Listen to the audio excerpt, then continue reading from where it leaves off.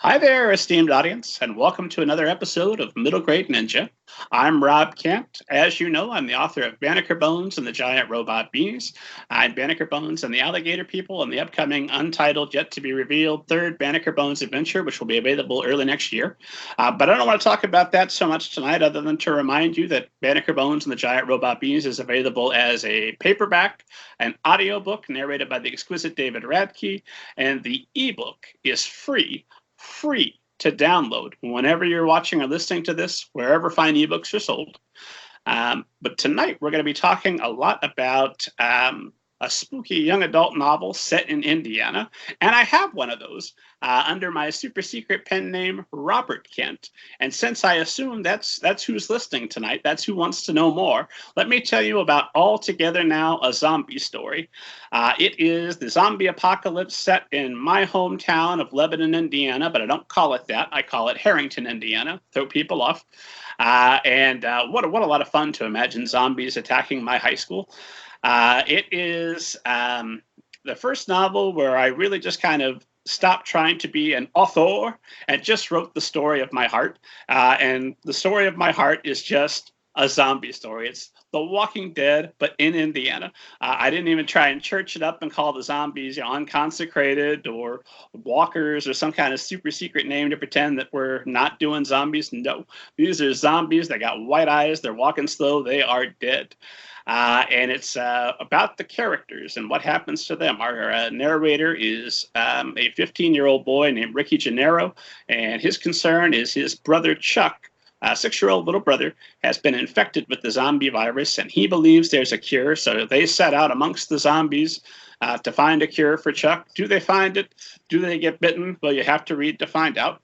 There is a scene toward the end of that book that's just, for me, a quintessential Indiana zombie scene, because I figure the zombie apocalypse doesn't happen in Indiana without Walmart and some churches, a lot of churches. And there's a scene, I want to tell you about it, but it would be too spoilery. But it involves a zombie and a communion table. And I remember after I wrote it, I just went for a long walk and went, oh my God, Kent, what have you done? You have to rewrite that. You can't do it. That's the most offensive thing you could ever write. And it was until I wrote The Book of David, also available. And that book is bonkers. The Book of David is my attempt to be Stephen King.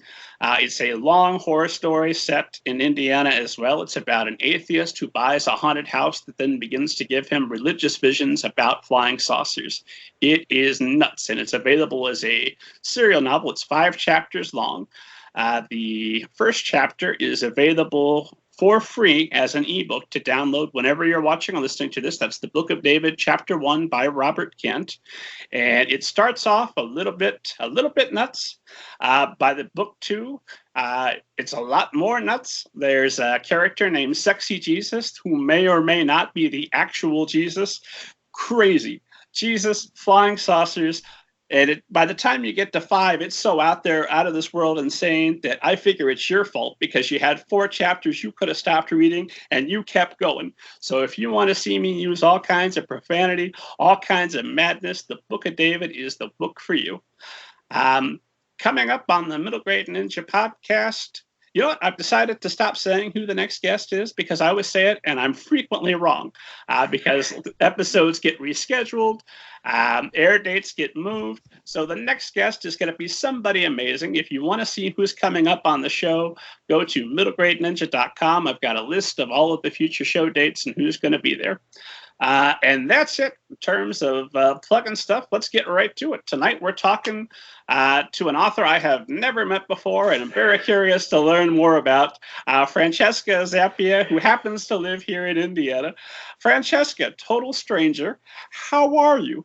Total strangers. I am doing great. I am doing just fine. And since I have absolutely no idea who you are, I'm wonderful. Thank you for asking.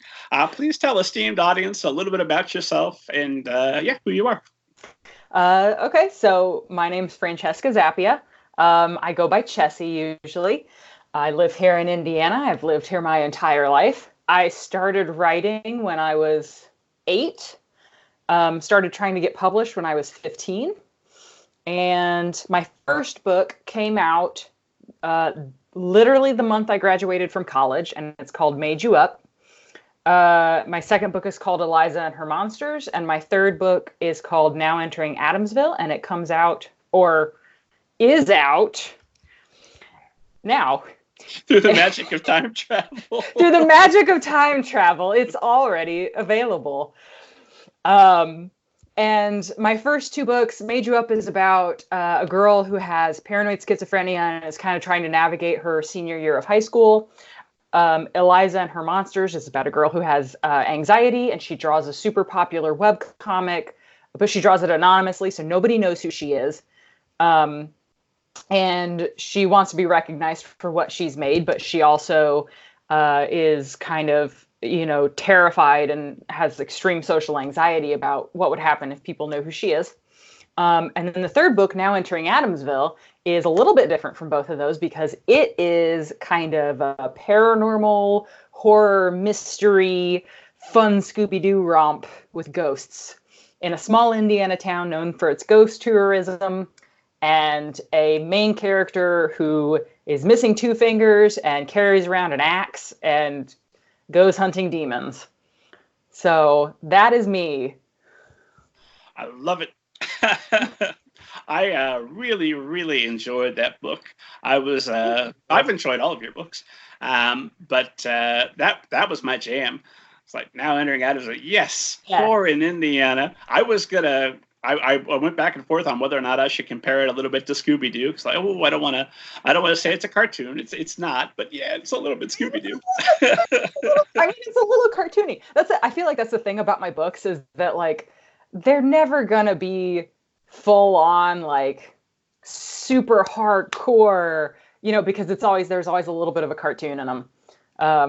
And so it is a little cartoony, but there's some serious parts, and there's serious parts, there's funny parts. You get the whole range.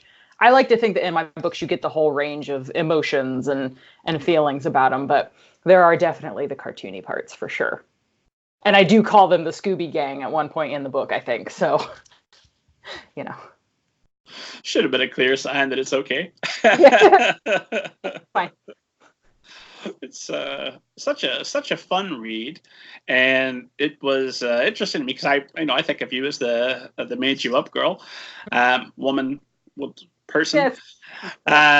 But the Made You Up person who I have met multiple times now, and Made You Up was not a completely serious book, but a fairly serious book. Yeah. Very literary, but not in a bad way. Like, it was a very fun book. I remember laughing multiple times while I read it. But I thought, okay, as I do, even though I hate it when people do it to me, I put you in my little Francesca Zappia box and said, well, that's the kind of book that Francesca Zappia writes. But no, Now Entering Adamsville is. I don't want to say it's completely different because you can still see that Chessie DNA in there, but it's its own separate thing where it feels like you're having a lot of fun. Yeah, and I think that was when I started writing that book, when I was conceptualizing it. So much of it was like, well, what's going to be fun? What do I like? I like ghosts. I like that idea of somebody who's hunting things down. I like the reluctant heroine. I like I like angry girls who are like still trying to do the right thing, but are just a little annoyed with everybody. There are just so many things in there that I really, really like and just enjoyed writing about. And because of the paranormal aspects and the supernatural part of it, I got to be a little silly too. And I got to put in, like demons that set things on fire but aren't necessarily evil, and ghosts and like all kinds of mysteries. I was about to say a spoiler. Oops. But I caught myself. It's your book. If you spoil it, that's fine. If I spoil it, that's terrible. Then you're in trouble. If I spoil it, that's on me. That's your prerogative. Yeah, right. I'd be so mad with myself if I spoiled that. Although I'm sure, like, it's really funny because the one real like spoiler in that book, I feel like is going to be things that people from Indiana are like, they're just going to be confused about it the whole book. They're going to be like, what is this? And then at the end, they'll be like, oh, okay. And then people who aren't from Indiana are not even going to realize that it's a thing or that it's a problem.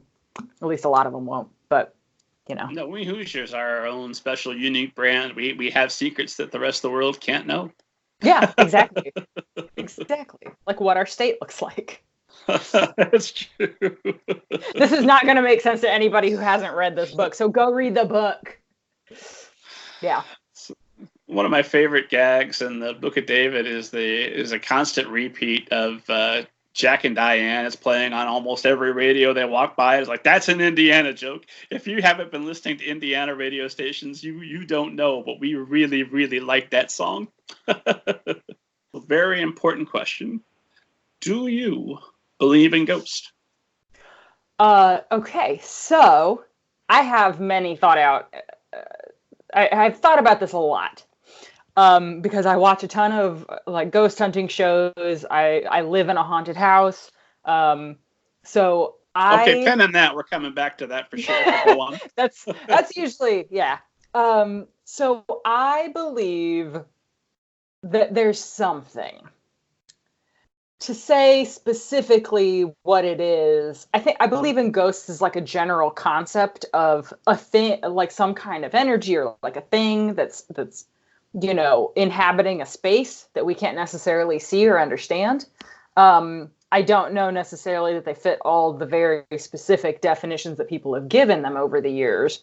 But I have experienced, and I think a lot of people, like when you experience something, you're kind of, you just become you're like, well, I know what happened to me and I know I didn't, you know, make that up.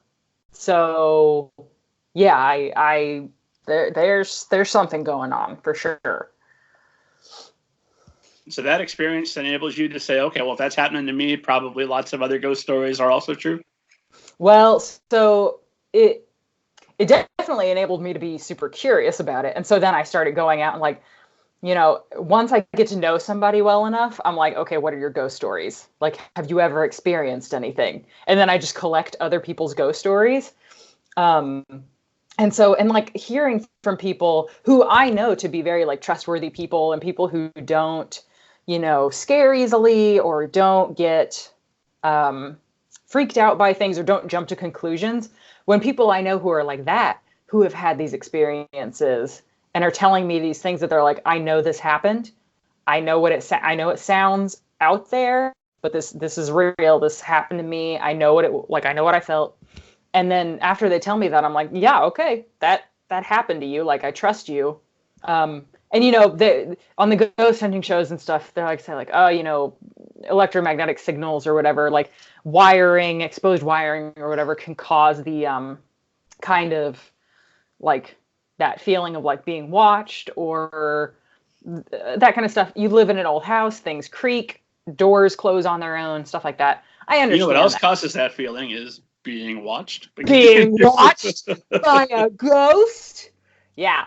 So I'm like, yeah, I get all of that. But also, one time I was hiding in a closet and I felt a hand on my shoulder and I could feel all four fingers and the thumb pressing into the back of my shoulder as if somebody, like an adult, was standing behind me and grabbed my shoulder and just squeezed. And I was out of there so fast. Like, what was that? Explain that one to me. I don't know. How old were you when that happened? I was probably like 5 or 6 because we were playing hide and seek in my house and I was hiding in the closet. And at the time, because it's got like shelves in it now, but at the time it had jackets in it. And I was like, okay, maybe one of the jacket sleeves like fell over my shoulder or something.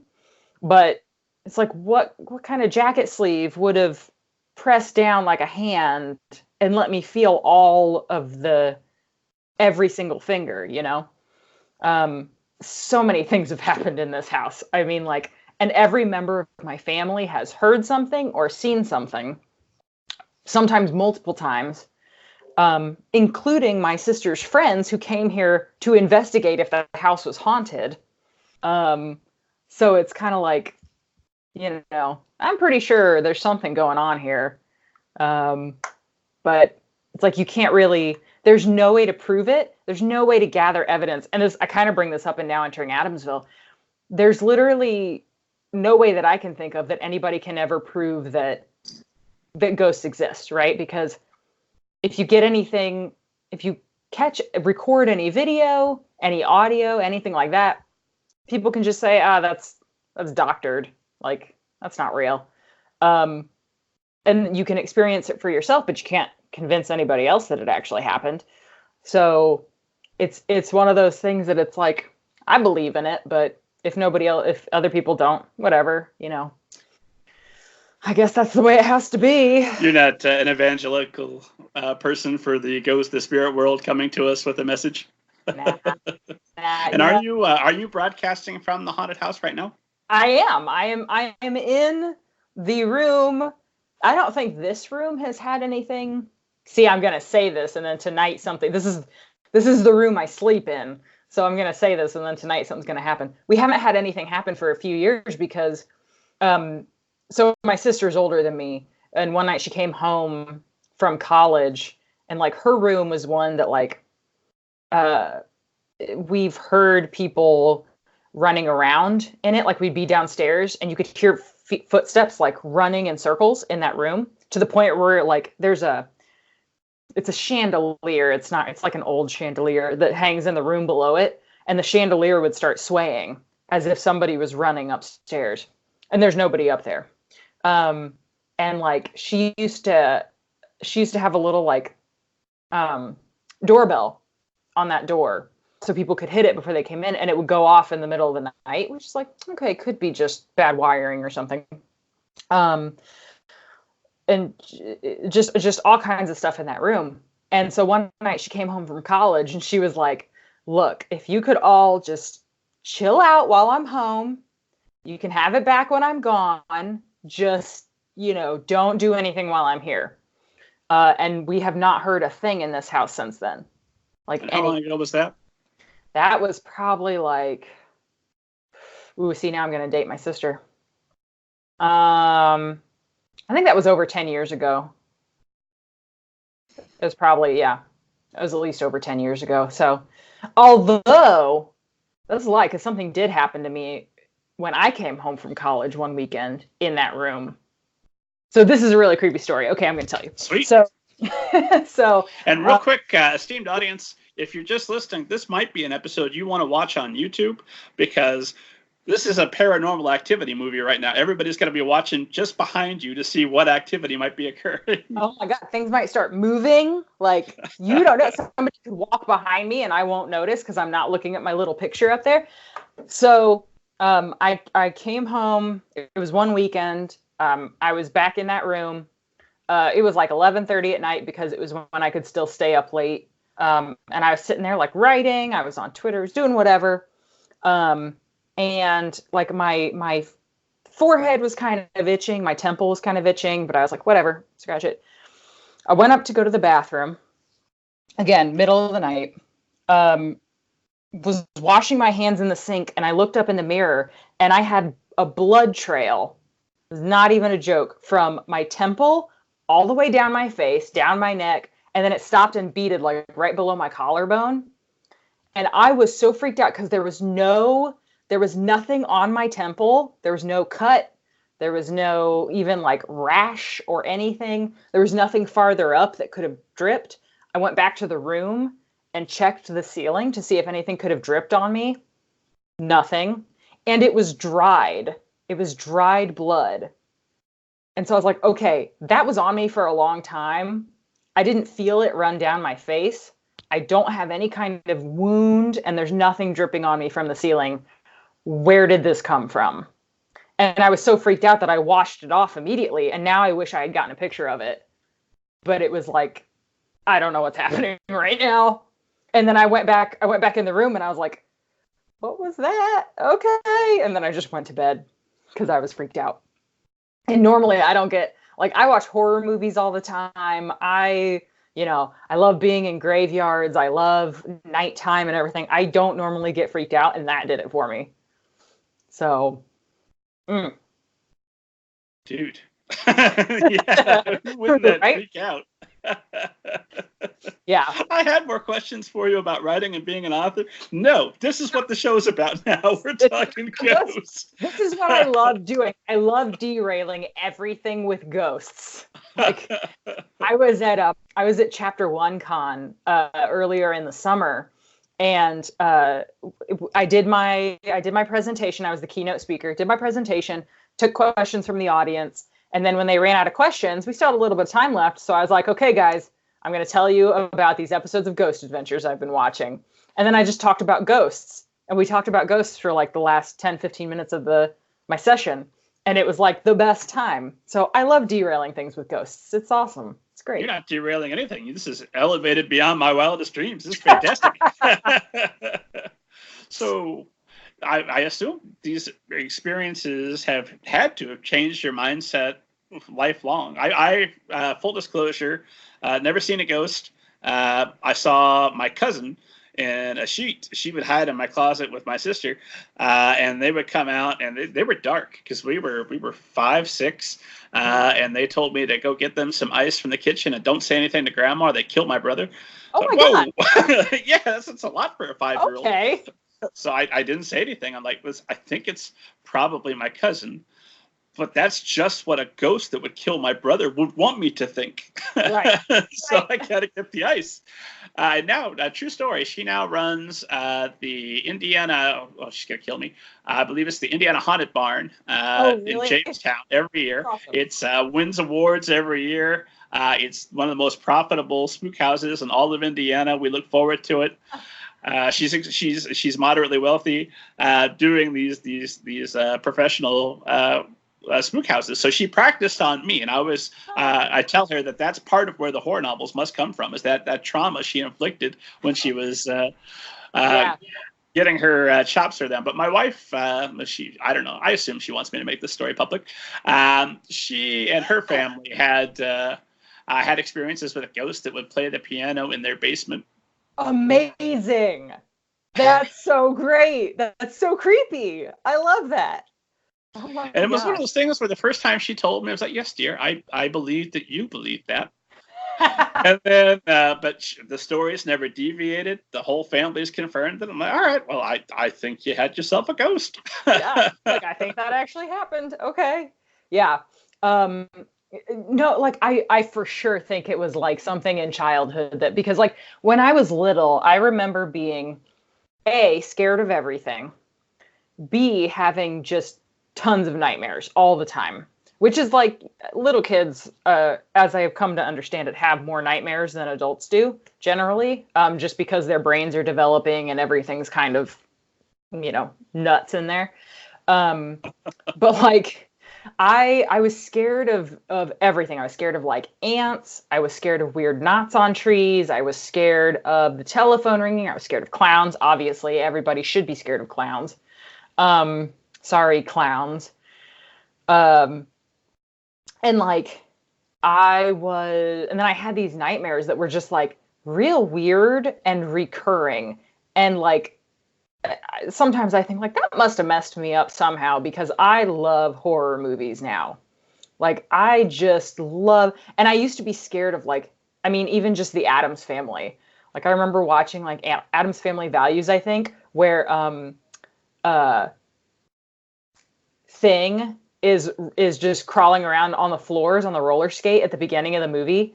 That part alone, I could not watch it because I was so scared of a dismembered hand. And now it's like, God, I love the Addams Family. I love everything about the Addams Family. Not really horror, but still. I love like Certainly horror adjacent. Horror adjacent, right. I love the aesthetic, the horror aesthetic. I'm not big on like gore or anything like that. So like I don't like the Saw movies or anything, but I love ghost stories. I love like psychological horror. Like one of my favorite movies of all time is the Japanese version of The Grudge. Oh, sure. So good. So good. Anything that can give me the chills. So like I like watching ghost hunting shows. Not like, I don't believe that they're real. Because I'm sure, at least 90% of the stuff that they get on those shows is made up or whatever. It's fine. It doesn't really bother me how much is made up and how much isn't. I like it because I can get lost in it and kind of be like, ooh, what if that is real? That's spooky. Like, this is creepy.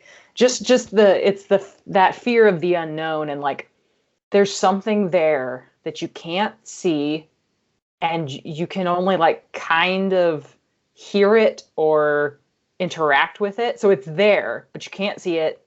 You don't quite know what it is. You don't know what it wants, really. And maybe you know a little bit about what it wants. Maybe like it's unhappy. Maybe you know that it's angry. Maybe you know that it is looking for a lost child or something. Maybe you know that it is a child. And it's just, that's so creepy to me, of like inhabiting a space with a thing that it's there, but you don't know what it wants or what it is. And that I love it so much. And it grips me in a way that a lot of other ideas and things don't. I love it so much now. So do you feel like about ghosts, like the way some people feel about Star Wars, or the way I feel about Batman, that's just your jam? It's my jam. It is entirely my jam. Actually, I never thought about it that way, but yeah, just in general as a concept, like ghosts are my, like, oh, I could talk about it forever. One of my favorite books I read recently actually was, in the past, like 5 years. It's a nonfiction book that actually helped me write Adamsville. It's a nonfiction book. It's called Ghostland, An American History in Haunted Places. And I actually have it on my bookshelf over there. But it's basically, it's about, and it's by Colin Dickey. And basically it's about, he goes around to all these places in America, and he gives you, they're like famous haunted places, and he gives you the ghost story that comes from that place. And then he gives you the true story of the place, like how it actually came to be, what actually happened there. And basically what he tries to do by telling both of these stories is give the reader a sense of why we tell ghost stories and what the ghost stories that we tell say about us, our culture, and our, like, the human brain, and like how our brain works, what we think about, our deepest fears, what we're trying to repress. And it's just a really interesting book and really well written. And that was part of the inspiration for Adamsville as it is now, because so Zora is the main character. She's the one hunting demons and trying to save ghosts and stuff. And her cousin Artemis is kind of like the town ghost historian. And so she's the ghost hunter who tries to go around and, like, she's trying to learn the true stories behind all of these ghosts, because she knows that, a lot of these ghost stories that we tell, the people who were in them are real people. They existed at one point and they had real stories. And it's important not to just, tell these stories as if they're just entertainment. Like, there were real people behind this. And if we understand who they were and what happened to them, we can better understand, like, ourselves and our town, and, have more empathy for them and their families and, everything that's happened and come before us. Gotcha.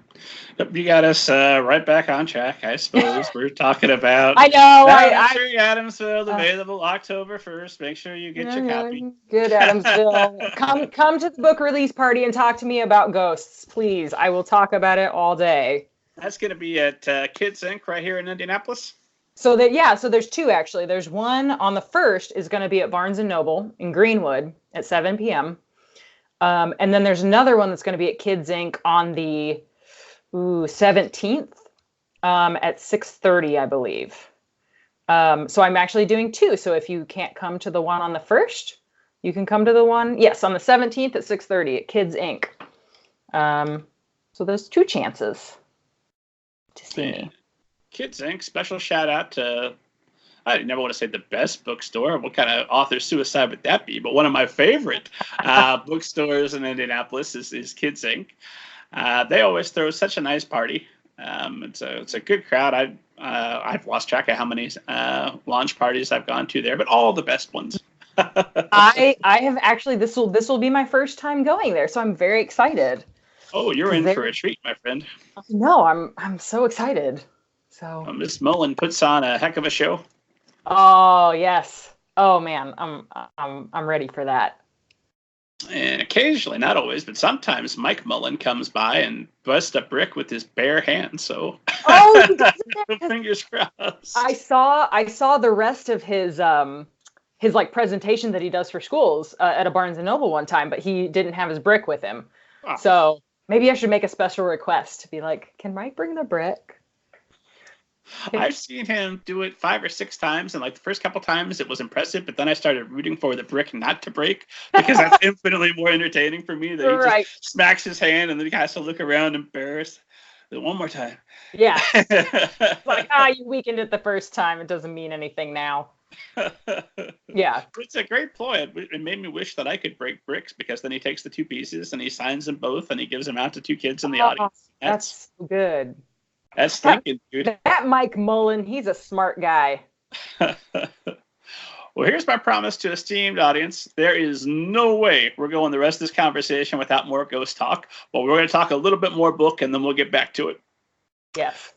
So let's start with, what to talk about with this book. Well, let's talk about, you and I were on a panel once upon a time. And we were both asked, why is Indiana a great place to write about? And of course, we said because we're at an Indiana conference and y'all want to hear that it is. But we both agreed that Indiana is a great place for horror stories. So why is that, and why have you chosen to set your horror story in Indiana? First of all, I think all horror stories should take place in Indiana. I've been wondering about this because, obviously I've lived here my whole life, and for most of my life, I was terrified of everything. I think it's because it has that kind of, like, Stephen King, like, rural / suburban Maine feel when he gets into, like, Salem's Lot and all that stuff, where it's just, you have all these small towns, they can be pretty sleepy, and people don't think about it a lot. People outside of Indiana don't tend to think about Indiana very often. And so it's like... Whereas I just can't stop thinking about Illinois. Sorry. I know, right? Like, actually, I do think about Illinois a lot, because I heard once that people from Illinois... Sorry, anybody from Illinois who believes this isn't true, but I heard that people from Illinois use the term Hoosier as an insult. And I was like, well... Done with you, Illinois. All right. Illinois has been good to me. I was able to drive over and visit the set both of Man of Steel and Batman Begins. So, all right, Illinois. Okay, Illinois. All right, that's not too bad. Pretty cool. I think for me, Indiana is a great setting for horror stories because we have the combination. I think it's the utility of it. Like, we have the combination of a city, but also a lot of rural, like, farmland. We have these wide open spaces where it's still a little bit country, but in a lot of places, people like to think that we are cultured and great. And it's like, we're not Southern, but, Well, that's one of the things I like about it, is because I get away with passing myself off as cultured, because you don't know Indiana folk. No? Could be. You don't know. Yeah, whatever. It's like, okay, so at the Indiana Authors Award, I gave a speech about liminal spaces, and how Indiana feels like a liminal space to me. So a liminal space, for anybody who doesn't know, is a space where it's like between worlds. So basically it's like, it's a space that you should only pass through and never stay in for a long period of time. So for example, like airports are liminal spaces. So that's why it can feel very strange to spend a large amount of time in an airport, because it's not a space that you're supposed to stay in. It's why it can feel, it's that feeling that you get when you're in your high school after hours and nobody's around and you're like, oh, this is not a place I'm supposed to be at this time of day. And there's no one here. And this feels very strange. That's a liminal space. And so for me, Indiana is, the whole state feels like a liminal space. It's like this place that it's like people, I never thought of it as people staying here. It's like you could be born here and then you leave, or you're born somewhere else and you come here for a little while and then you leave. You pass through because, we're the crossroads of America. But it has that weird quality of seeming like this place where you can suddenly be alone in the middle of nowhere and there's just cornfields all around you. And you know that there's something out there, like, that there are people around, but you can't see them and you don't know where they are. And you're like, I'm not sure if I'm supposed to be here. And so it can just give you that real creeped out feeling of just being in the wrong place at the wrong time. And we have a lot of great, like, rundown farmhouses and, again, cornfields, woods, just all kinds of great stuff. You can hear whispers through the corn. Beware his righteous judgment. Oh, no. I want to know, why do you think it's great for writing horror? Well, now that's the smartest answer I ever heard. A liminal space. Oh my God, that's going in my next Indiana horror story. I'll thank you in the back, but I'm totally passing that off as my original thought. That's great. Please do have at it. No, I agree. There is just a wealth of creepy things and haunted people, good people. I like Indiana people. We're salt of the earth. Vonnegut called us freshwater people, which I like the sound of that. That's nice. Yeah, freshwater nice. People. Yeah.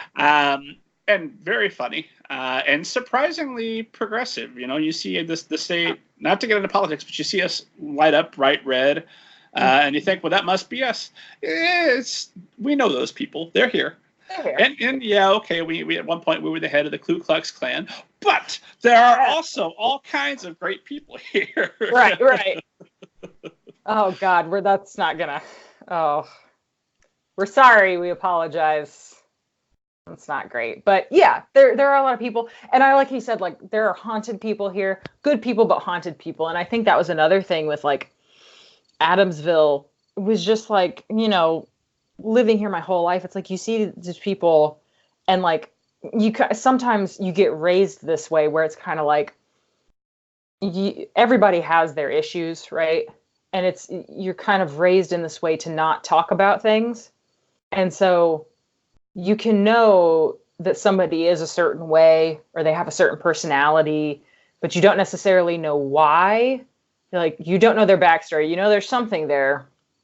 And so it's just kind of, sometimes you can see these people that you're like, I know who you are as a person, but I don't really understand you. And in that way, they can kind of feel like ghosts too. It's like, I know you're here, but I don't know what you want. And that's, or what you want or what you've been through, or, that kind of thing. But yeah, there's so many opportunities here. I think it helps that it feels relatively unplumbed in terms of horror stories. I mean, now we have that around, my friend. Turning that around. I was going to say, now we have like Stranger Things and stuff. Stranger Things weirdly doesn't feel like an Indiana. It kind of does. Maybe it's because it's set in the 80s and I was not alive in the 80s, but like it feels like it could be any, like, Midwestern setting to me. Like, it's not Indiana specific. Which is fine. Stranger Things. Just know that, esteemed audience, before I say what I'm about to say, because I do like the show.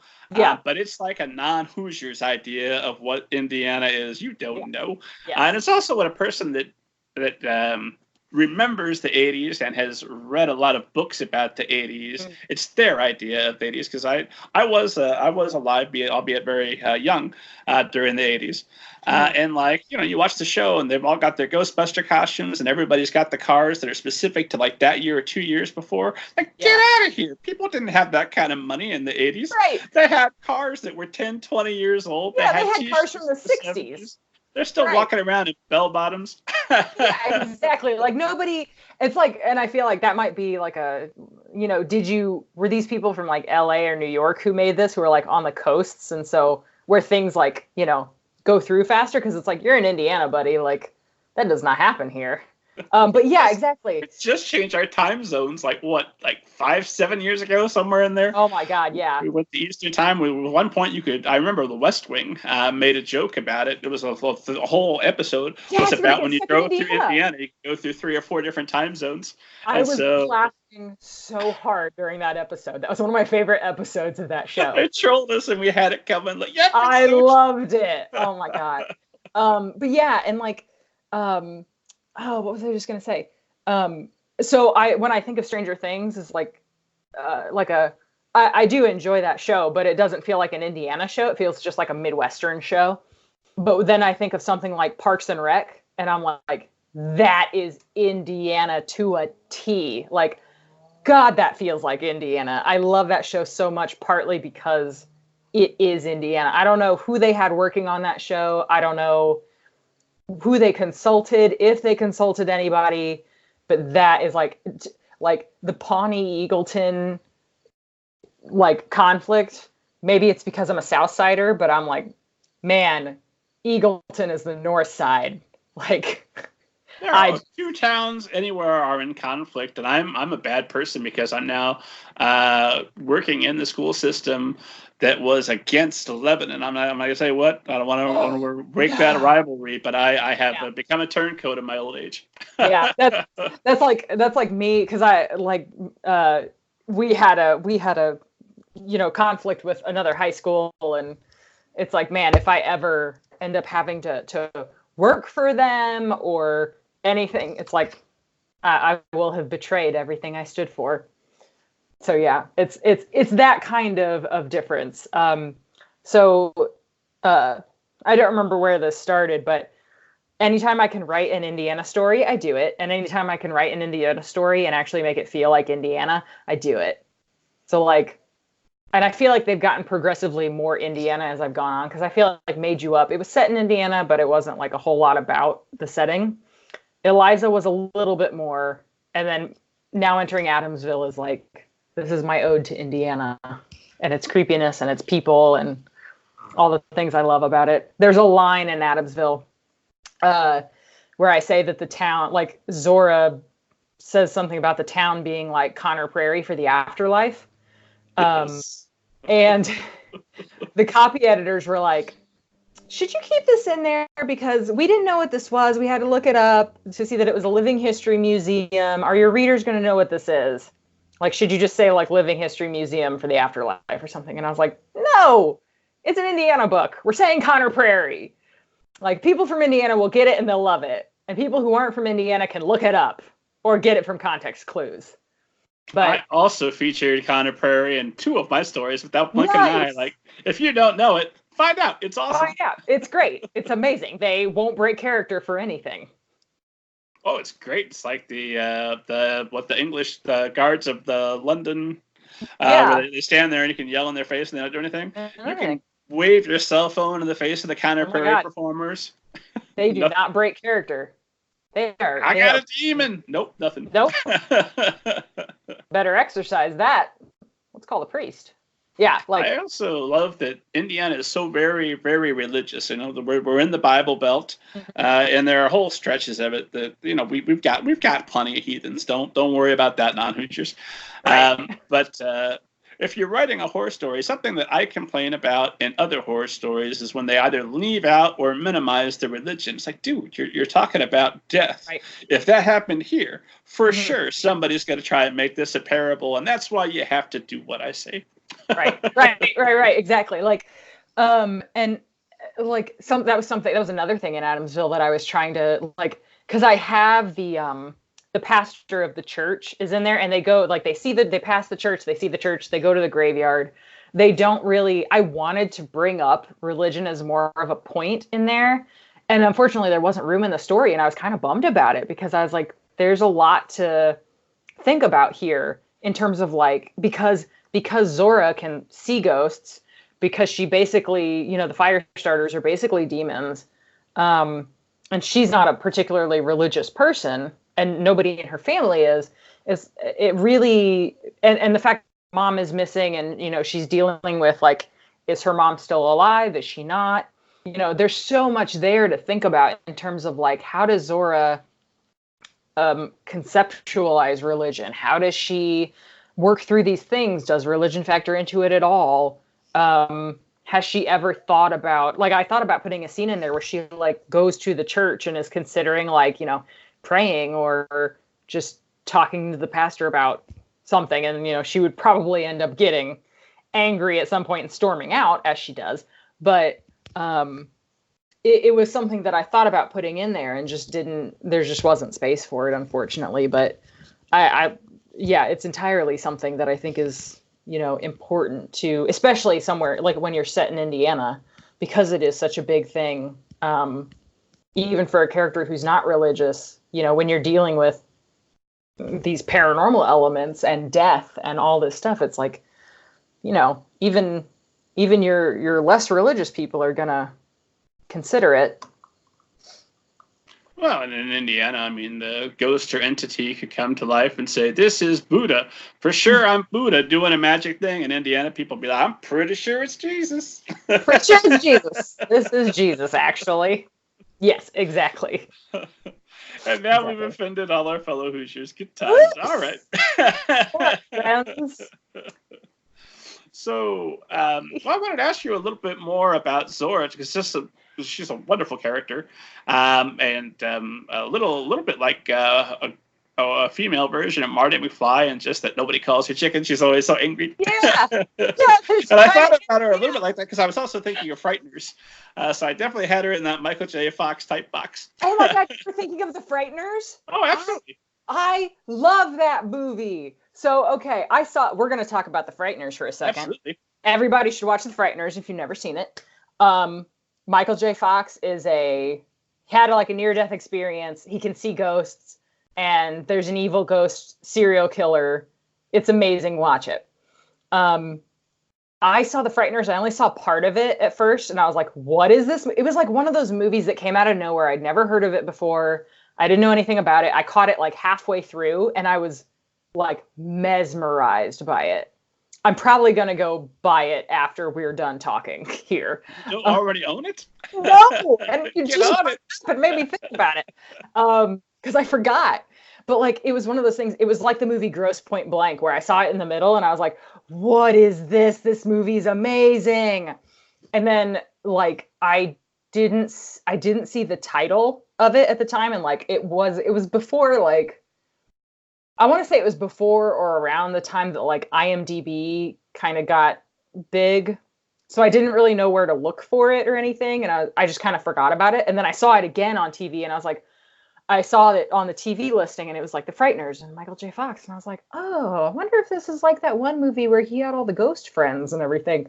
And I was like, oh, this is it. Oh my God. And so many story ideas like spawned off of that.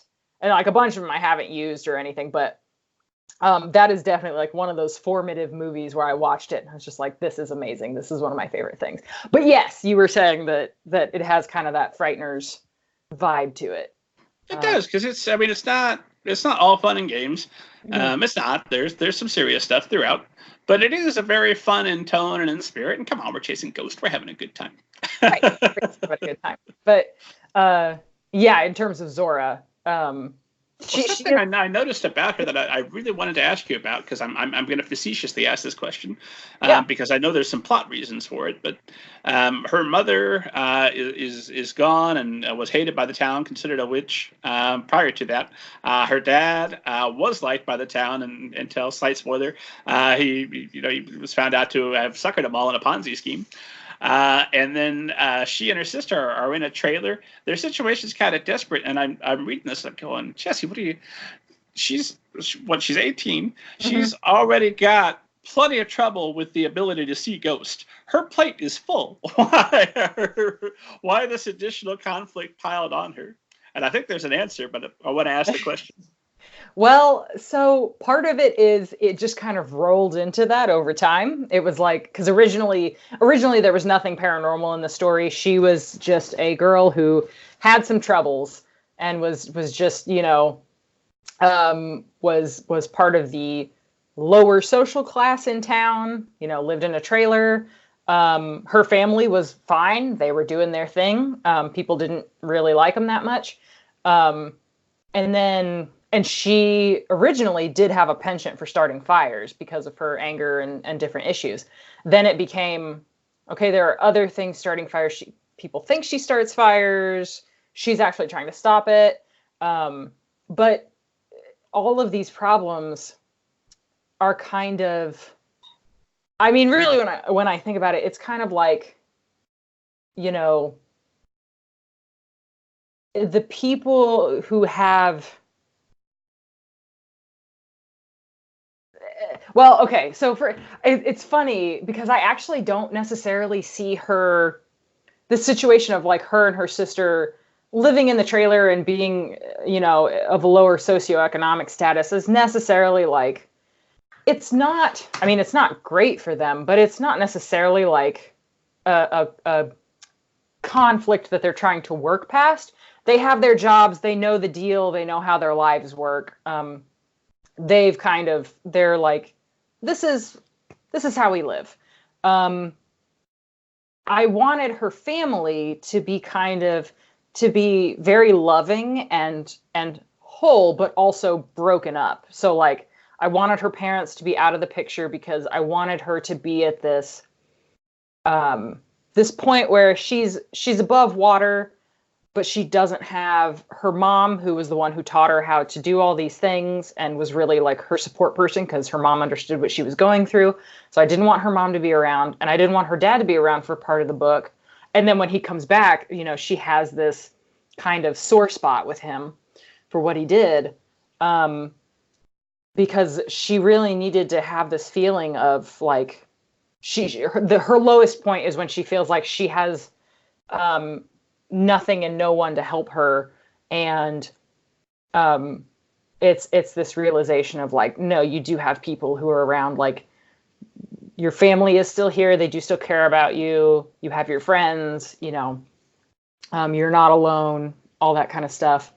And then of course the ghosts and the fire starters those are the fun part of it. Those are the she gets to have this is the issue that she's trying to put off and not think about, because she has these other things in her life that are like, I got stuff to do, like I don't want to think about these things. And then of course the beginning of the story forces her to come back to this and say, okay, now somebody has died, people are going to get hurt, I'm the only one who can do something, I have to do something. Even though I don't want to, even though this is the worst, even though I have so many other problems going on right now. And really, it's that catalyst of the fire starter coming back and killing somebody that turns all of those other parts of her life into like conflicts.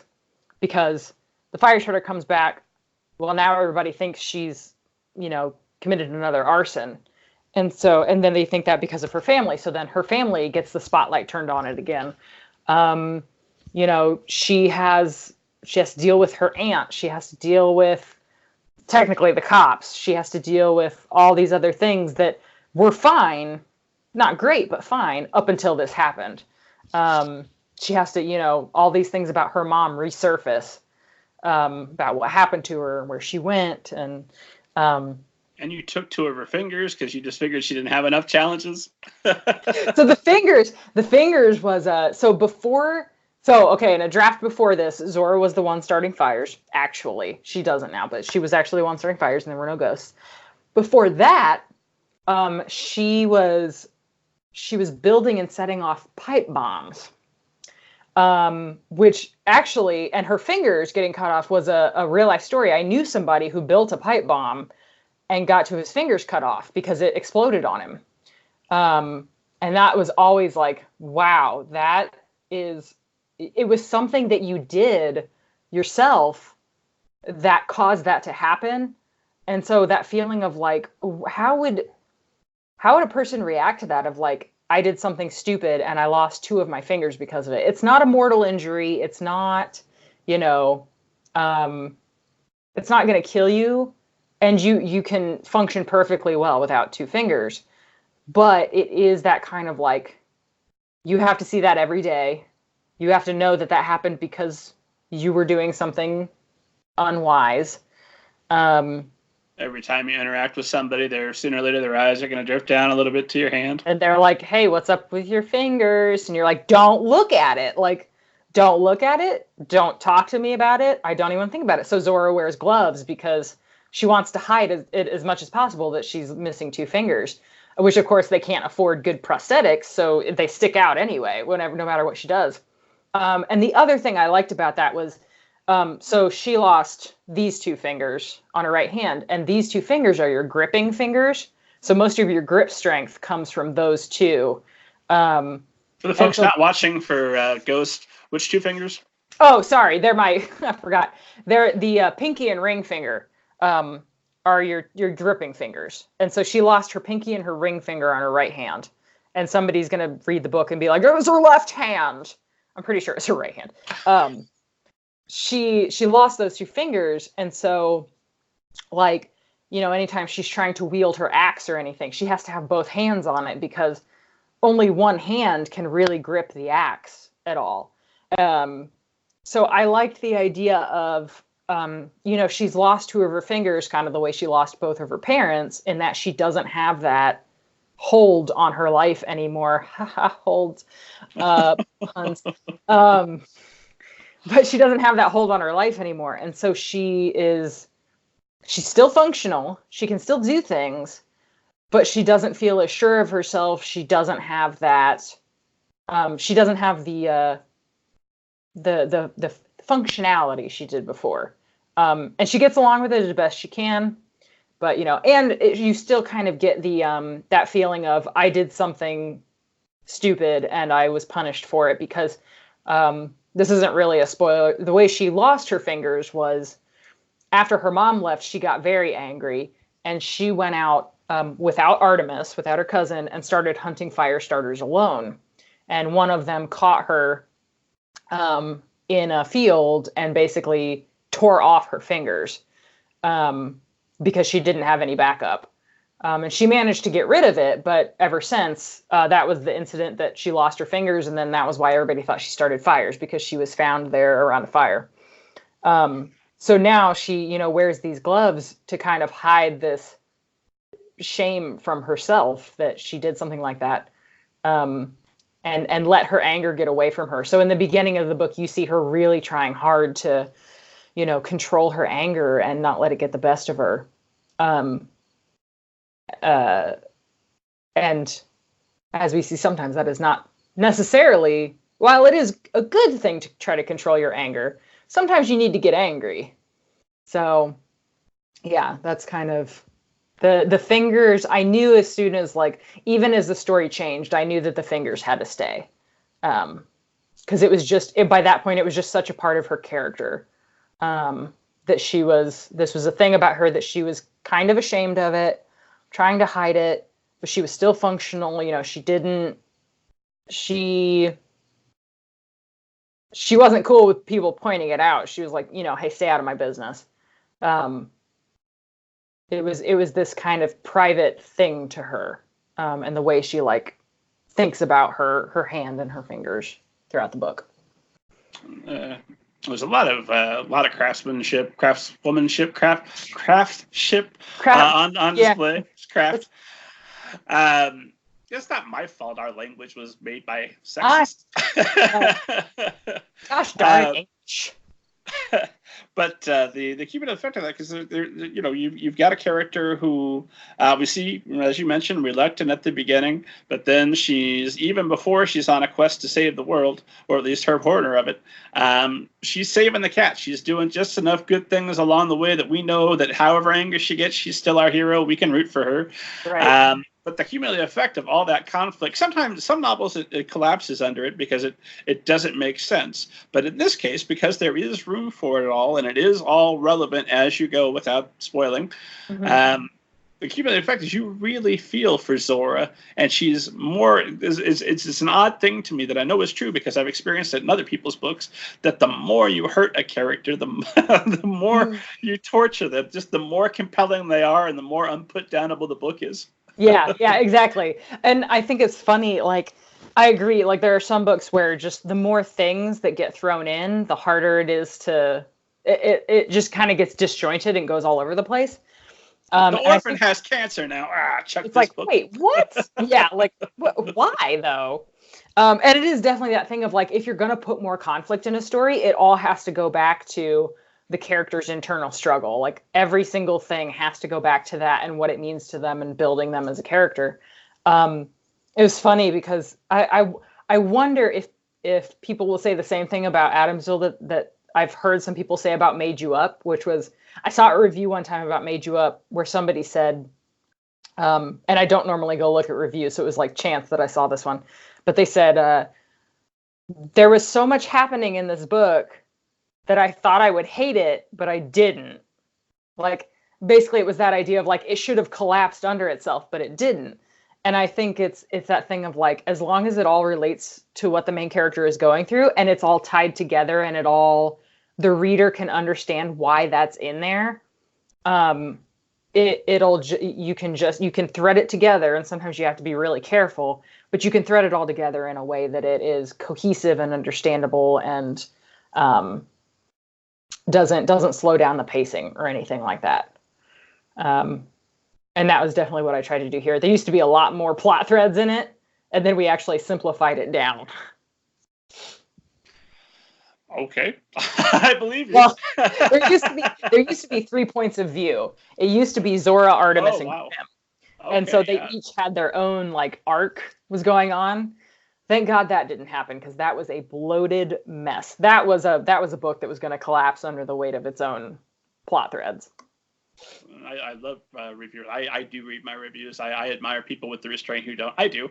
You leave a review, sooner or later I'll probably see it.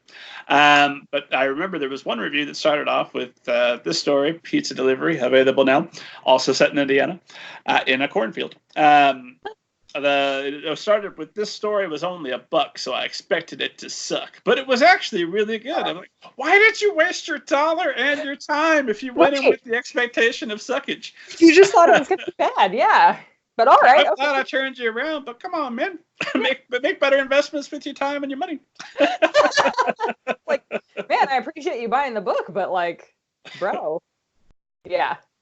There's so many good books out there. If you're not into it, I'm not offended. Go read. I love that. Like, when it's like, I expected to hate this, but it was actually really good. And it's like, oh, thank you. All right. Well, I'm not happy because I'm a person that likes to torture myself. And I'm telling you, I was not sad that night. Oh, well. Right. But I wanted to ask you more about everything, but more specifically about Zora. And her relationship with Artemis, because they're not, everybody goes to the trope that, it's Holmes and Watson, but this time they're girls in Indiana. It's not that. Right. But they are a detective duo. One's good with the book learning, one's good with the axe, one's got too much anger, one's got not enough confidence. So what's the secret to making a compelling dual protagonist set like that for a story like this? So I think it was like, I know with Zora and Artemis, one of the things that absolutely had to be there was they weren't quite going to like each other at first, but they were going to understand at least a little bit where each other was coming from. So they don't like each other, but they don't hate each other. And as the book goes on, they evolve, of course, and they really come to kind of be best friends, because it's set up throughout the story that they had been friends when they were younger because their mothers were sisters, so they're cousins, and they had hung out a lot when they were younger, and then there was a rift that kind of pulled them apart, and they're on different ends of the spectrum. Like, Artemis's family is rich, Zora's is not, And they have Indiana Rich. Indiana Rich, yeah, right, exactly. They live on the nice big Victorian house on the lake. And so they have these differences between them. And I think it's important too that at least one member of the pair is eager to put the pair together. Which obviously is not necessary for like a duo in a book, but I think in this case it was important because Artemis is the one who really believes in this hunting work that they were doing, and she can't see ghosts. She can feel them, but she can't see them, and she can't do any like fighting or anything. So she's running around trying to, like, from the first scene, like trying to convince Zora to get back into it and be like, we have to do this. We have to, get back into hunting. And Zora's like, nope, I'm done. I'm out. I don't want to talk to you. You're the worst. I hate you. And then, of course, Zora is. she's I love her so much. She's great. And like this conflict comes up and Zora realizes, she's like, okay, I have to take care of this. And the only person that she knows who is willing to help her at all is Artemis. So they're kind of, it's partly a, one person of the pair is, eager to put this together. Part of it is there is a conflict that brings them together to the point where they have to join up. And they each need their own kind of motivation for what they're doing and why they're doing this. So for Zora, it's, I'm not going to go hunting alone again because I see what that got me.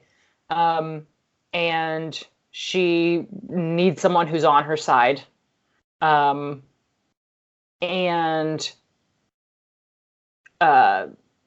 she knows that she can influence Artemis to help her.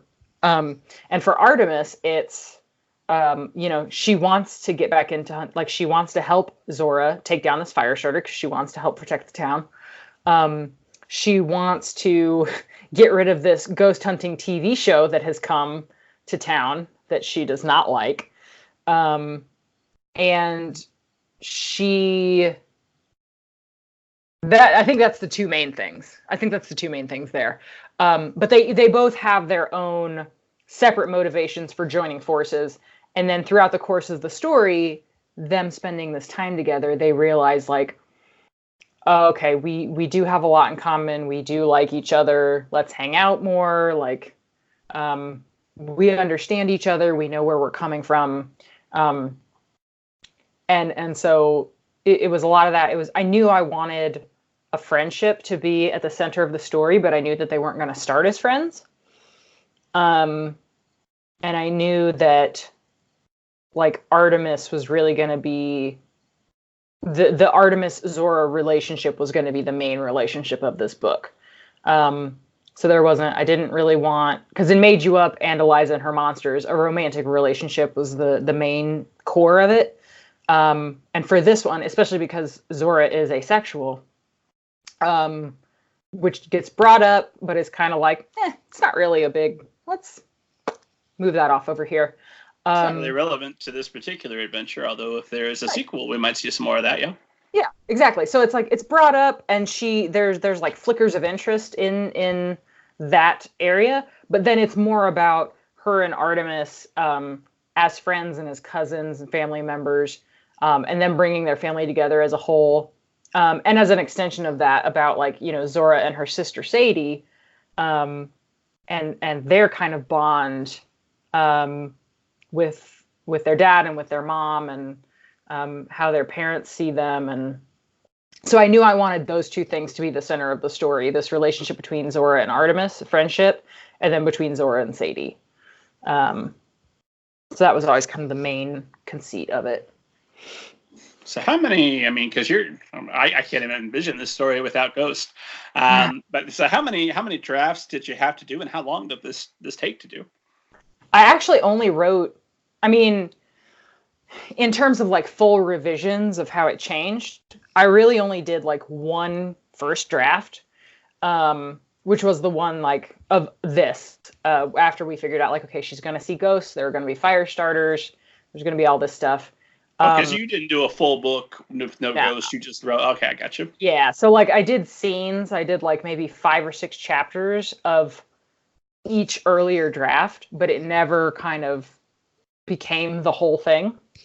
And then when I got to this one, it was like, okay, this is the idea we settled on. Let's write this one out. So yeah, this is the only one that I actually did a full draft on, which is strange for me because a lot of my other books I have, 5 or 6 first drafts of completely different stories for stuff.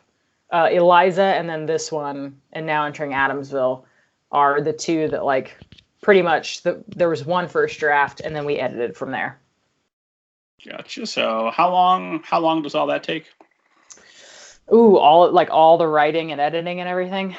Oh goodness. So let's see. When I started writing that first draft, I'd say it took me 3 to 4 months to draft the book. I think it could have been anywhere from 3 to 6. Because usually what happens when I'm drafting is I will write part of it, take a break of like a couple weeks in the middle, and then come back and finish. Because that's just how my brain works, I guess. So I did that, and then I sent it off to my agent, and then they read it over. I did like 3 or 4 rounds of edits with my agent and her assistants. And then we sent it to my publisher, and then we did many rounds of edits with my publisher, which always happens. That's kind of par for the course. Because you go through line edits, copy edits, final pass pages. You get the advanced copies you can read through and find extra, issues. And then I also did the artwork that's in the book. So there's a map in the book of Adamsville. There's character artwork. There's little spot art on the chapters. And then the acknowledgements page is a piece of artwork. And so I was doing all of that, like in between all of the edits and everything. And that's your artwork? Uh-huh. Yeah, everything, any piece of art that's in my books is my artwork. Awesome. So I know that you do a lot of art as well. I'm very jealous because I know you have a brain that does a little bit of everything. Because you sell your artwork on the side. Your art is good enough to be featured in the book. Something that just amazed me when I reread your bio is that you have a degree in computer science and mathematics, and you work with computers, right? Yes, I do. My day job is I work at a help desk for my day job, so like I spend a lot of my time fixing printers, fixing computers, troubleshooting things. So yeah, a lot of people think it's funny when they ask me like, "Oh, what did you go to college for?" And I say computer science with a minor in math, and they give me the blankest look, like, what? Like, you didn't go for English? And that was a very conscious decision not to do that, because I knew from just school that I hated writing prompts. I hated reading. I hated being forced to read books to analyze them. And writing essays, like writing essays is the death of me. I hate it to the core of my being. The best essay I ever wrote was a comparison of The Hunger Games to Battle Royale, the books. And I was like, well, this is fun. But other than that, I've hated every essay I've ever written. And that was just because I got to read The Hunger Games and Battle Royale. But I knew that if I did English or creative writing as a major, I was going to get burnt out. And I was probably going to hate myself the entire time. And I was like, what kind of job do you get with English or creative writing major? But you knew you wanted to be a writer, right? You wanted to be a writer from age 8, and you were looking into agents in high school, yeah? Yeah. So, but I knew kind of in the back of my mind, having done all that research on agents and stuff, I was like, you don't need a degree in writing to get an agent, or in English or anything. Like, it is completely unnecessary to do that. So I was like, okay, I know I don't need a degree in it to get an agent. So I'm going to do something completely different that I also have an interest in that has better job prospects, just in case the writing thing doesn't work out. Which it was one of those weird things where I was like, I think it will, but I don't know for sure. So let's do this just in case.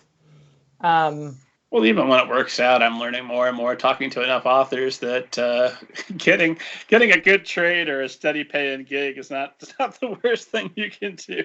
Right. Especially when it's like, what I know now is that like I should not have writing as my full-time job, because it's so stressful to have that be your main source of income, and I never want writing to feel like a thing that I have to do.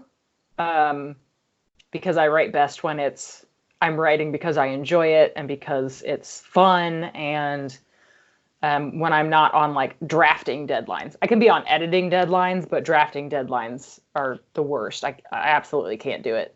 I might be able to do it for like a sequel, but I couldn't do it for the first draft of a story that I've just come up with. Yeah, so I went into computer science. It wasn't super hard at the time because at the time the college I went to didn't have like a super robust computer science program. It's a lot better now, but it was pretty easy. Got my degree, got a job, and I had my first book deal summer after my freshman year of college. No, sorry. It was the winter of my sophomore year of college. I got my agent in the summer. So then I was like, okay, well, this is nice. I'm going to stay in school and still get a computer science job. Just so I can... Even after, because Made You Up would have come out before you graduated, right? It came out the month I graduated, like literally 2 weeks after I graduated college. Yeah. So, but it was still kind of like that thing of like, I don't want to tempt fate. So I'm just going to keep on keeping on. Let's just see what happens. But it did definitely take a lot of pressure off, for sure. So I was like, okay, I have a way to pay my college loans. Good. But yeah, so. I never want to author shame, so I won't do that. But there is an author who I would consider to be, this isn't anything against him, but he's somebody that I would consider like that's where I'm headed. That's who I want to be, because he's been around. He's done lots of great things, wonderful books.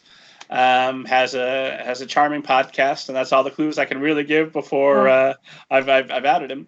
But he talked openly on the podcast about his side hustles, and he at one point was gathering some kind of small animal. I don't remember what kind, but he'd read online that people were paying good money for it. And this is a dude that, if I said his name, which I won't, you'd be like, oh my God, really? Yeah. Somebody that multiple awards, master of the genre. And he's still hustling on the side, trying to get that cash. Yeah, like it's not like I think some people, when they ask me, because I've had a few people recently ask me, like, oh, do you want to write full time? It's like, even if it weren't like the stress of it, it's like, man, I gotta have something else to do. Like just to let my mind, like to free my mind up. Because if you think about writing all the time, you're just going to burn out. And at the same time, it's like, yeah, you got to make that money. Like, I need money to live. Books are great, but have you tried food? Yeah, like, man, food. I like food. I like, being able to listen to my Spotify music without having commercials is nice every once in a while. I like clothes. I like having a roof over my head. I like that I grouped my Spotify music in with all like basic like necessities. Yeah, but if you spend a lot of time at your computer and you have to write with something, do you listen to music when you write? I do, and actually, like, I think I would shrivel up and die if I didn't have my Spotify music. That's a little bit of an exaggeration, but like I listen to it on the way to work. I listen to it coming home. I listen to it when I'm brainstorming, when I'm drafting, when I'm exercising. I actually try not to wear headphones too much because I have this super deep, anxious and existential fear of like going deaf or like having horrible constant tinnitus. But I love listening to music when I write, and I have music is a big part of like how I form stories. So I have a separate playlist for every book or series, and each one is unique because it kind of captures how I'm thinking about the tone of that story or the aesthetic of that story. So for example, like Now Entering Adamsville is a lot of like, it's horror movie soundtracks, pop rock, golden oldies, because I had to get Sunshine's Lollipops and Rainbows on there. Sunshine, Lollipops, and Rainbows on there for when Zora is doing her decapitations. And there's some like Foo Fighters and Linkin Park in there too. Whereas horror movie soundtracks. Yeah, horror movie soundtracks. No, which ones? Oh, which ones? The Grudge. I think The Grudge and The Ring are the two that I put on there, just because they have that great like slow moving ambient quality to them. And then Eliza actually didn't really have a playlist because I wrote it so fast, and because the idea was there, and then I just wrote it, and then it was like, oh, didn't have time for a playlist. Okay. But like Made You Up is a lot of more like poppy music. There's some like German pop on there. There's some like Nightmare Before Christmas songs. There's all kinds of weird stuff. But like the Made You Up soundtrack is very different from the Adamsville soundtrack. And like then you get into something like Monstrous Sea, which Monstrous Sea is the webcomic that Eliza draws in Eliza and Her Monsters, and is also the story I've been working on since I was like 8 years old. Monstrous Sea is completely different. It's like EDM and Coldplay and just the most random stuff on there, but they're all very different sounds. What's your favorite Coldplay song? Oh goodness. Oh gosh. See, now some people are going to be like, you like Coldplay? And I'm going to be like, stupid people. They make me happy. Oh gosh, I love so many of them. I'm going to have to say Clocks because it was like the first one that I heard, and it was the one that I learned how to play it on the piano because it's super difficult, obviously. And it's like that one that no matter where it is, if it comes on, I'm like, oh, I'm there. Like, oh, we're happy. Let's go. I remember the first time I heard that was in a trailer for some Peter Pan movie, and I never watched the movie, but I watched the trailer like 5 or 6 times. Because of Clocks. That's great. Yeah, I love Clocks, Speed of Sound. See, now I'm just gonna have to get at one point I had like all of them. I love. They're one of the rare bands that I will listen to their whole album, because like of any of their albums. Like most bands, I will not listen to the whole album. I'll listen to like 1 or 2 songs and then be like, I don't like the rest of this. Coldplay, I'll put it on and I can listen to the entire thing. And there are actually only 2 bands I've ever done that with: Coldplay and Pendulum, which is an Australian drum and bass band that are now, I suppose, officially broken up and turned into Knife Party. Coupled. yeah. They're Knife Party now, which is dubstep. They're still good, but I'm not as big into dubstep as I am into drum and bass. So, but yeah, Pendulum, I can listen to all their songs. That's a big Monstrous Sea one. So Pendulum and Coldplay are kind of the base of the Monstrous Sea playlist. But God, I love Coldplay. And actually, I wanted to ask you about Monstrous Sea because I saw that you've got teasers available on Wattpad. Mm-hmm. And at this point, I think it said you had over 50,000 reads. Mm-hmm. Yeah. So why are we not going to be getting the full version of Monstrous Sea at some point in the near future? So it has been my dream since I was a young child to have Monstrous Sea like professionally published by a big publishing house. Like just to get at the royal treatment, right? Which could backfire horribly. But it's one of those things where like I have, and people ask me this all the time. So in case anybody is listening who's wondering, I have the entire first book of Monstrous Sea written. Like, it's written, hasn't been edited, nothing's been done with it. It's written. I have 136,000 words of book 2 written. Again, not finished, not edited, but it's 136,000 words is not finished? Nope. It's probably going to be like 100 and, I mean, my target was like 150, and I'm just now in like part 4 of 6, I think. So I'm like, this might end up being a little bit longer than that. I'm sure it would get cut down in editing, but like, yeah, I'm partway through that. And so it's like, these things exist. They could be published. The reason they're not is because of me not wanting to do self-publishing. I would really love for it to be put through a professional publishing house to really go through the rigorous editing process. Not that self-published books can't be rigorously edited, but I would like it to have that experience and to be able to reach that kind of market. And so for the Wattpad thing, like, I will keep posting like teasers and little snippets and stuff on there as long as I can. But for the most part, it's like I'm like, I want to post the whole thing. I just want to give people the whole thing, but I can't, and it makes me so sad.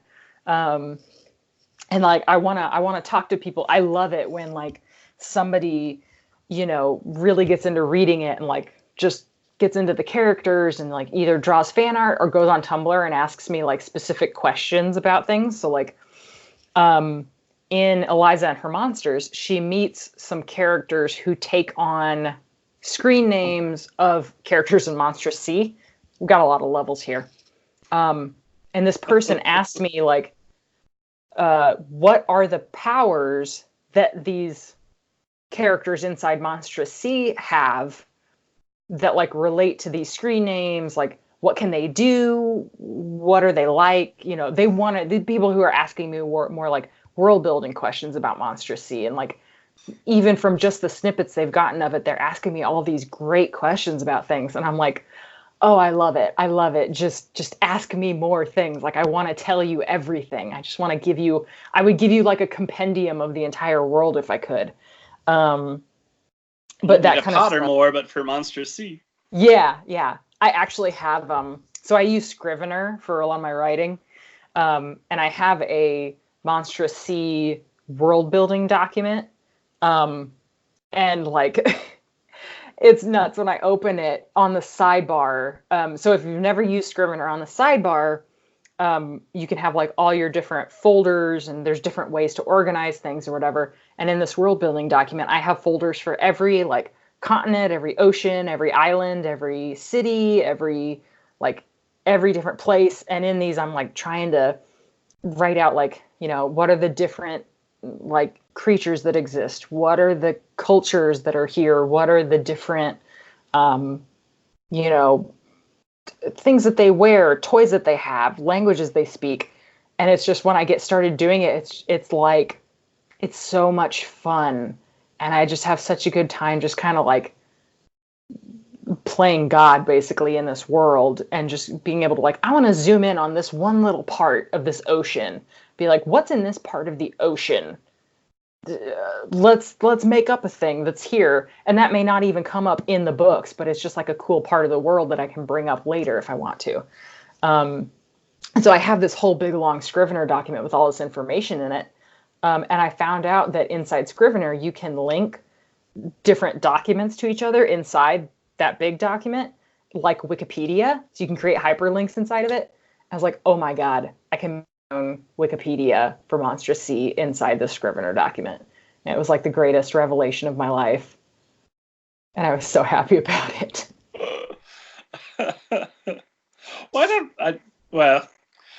There's a lot in publishing I don't understand, which is a good part of the reason I'm doing this show, is to learn. Tell me. Right. But, right. it's just, I can't help but wonder, like, you're Francesca Zappia. I've read multiple articles just today saying, is this Indiana's next John Green? I came across like 20 different articles that all said that, and the obligatory eye roll. I know, but if people called me the next John Green, excellent. Continue to call me that. Great. I'm not going to say don't do it. I mean, I'm not. This isn't the next crash course, but you go on and you say that, and I love you for saying it. But you know, you've had a great deal of success, and I don't understand why when you come into the publishing world and say, "Hey, world, I'm Francesca Zappia. We're doing this." Everybody doesn't snap to attention, and because I know it's publishing, and there are lots of folks that I've asked the same question of, and they're like, "No, man, nobody gets to that level except for like Stephen King, and he might not be at that level, right?" Because publishing can always just go, "No." But when you've got a proven fan base, when you've already got the 50,000 reads, apropos of I'm assuming very limited marketing, you're obviously very passionate about it. Where's the wiggle room, man? I don't know, man. Like, so I think, so part of the thing is, so this is crazy to me because I think 50,000 is a lot. And then, you know, like my agent looks at 50,000 and she's like, that's not so great. Maybe we don't say that to them. And I'm like, what? So they're looking at like, they need like millions. But it's like, part of it, I think, has been a career trajectory thing. So because my first two books were contemporary, we've been trying to slowly, you know, like ease my readers into my fantasy, sci-fi, paranormal type of stuff. Because that is what I love to write. That's what most of my writing is. I actually don't write that much contemporary. So I'm very sorry if anybody is listening to this and is like, I love your contemporary books. I might write more in the future, but that's not my main thing. That's not what a lot of my ideas are. So it's part of like trying to transition more into that stuff. So you don't want to come out of two contemporary books and then hit people with like hard, you know, science fantasy, where like a hard 4-book science fantasy series. So, and it was one of those things of like, they don't know if there's a big enough fan base to make that a thing. Oh, they do now. I just told them. Oh yeah, you just now. Hey, HarperCollins, why don't you just get on that? God, that would be great. That would be so great. But it's like, it might also be one of those things where they're like, we're just not sure how to market this yet, you know? So it's like, it's that real weird thing where it might be a lot of little things adding up to why it hasn't happened yet. Maybe there is one central reason. I'm just not sure what it is. But the main thing for me right now is like, you know, I absolutely love seeing that people are into it. I love it so much. And like, that's what the publisher wants to see, is the demand for it. And they want to see that, you know, people are interested in this and more people continue getting interested in it as they read Eliza. And all they got of it from Eliza was little snippets. You know, they got barely anything. They've gotten barely anything from the teaser on Wattpad. And so as long as that keeps growing and people keep showing interest in it and it, you know, just kind of keeps rolling along, there is a better and better chance that it could happen. And I'm obviously never going to stop pushing for it to happen. And you're still writing it, yeah. And I'm still writing it. So, and that's another thing that publishers like to see. Like, oh, you have a series? Oh, you already have this much of it, you know, like written out. So yeah, you might have to change all of that, but like you have the capability to write multiple books. So there's different things they like to see. You know, they really have to have that proof that you're going to sell. They have to know that there's a fan base for it. They have to know how to market it. All kinds of things. They have to know that the market is right for that kind of book, which I think it is, because I've been seeing a lot of science fantasy books come out.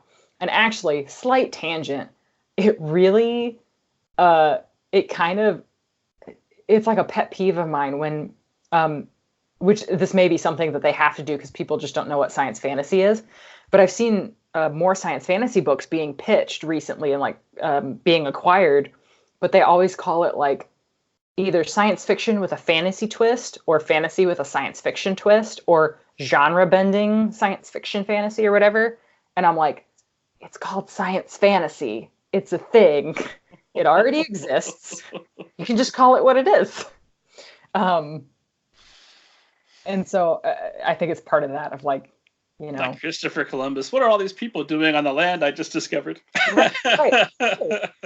Okay. You must be Indians. Nope. We're not in the Indies, sir. Yeah, you are now, though. Moving on. Right.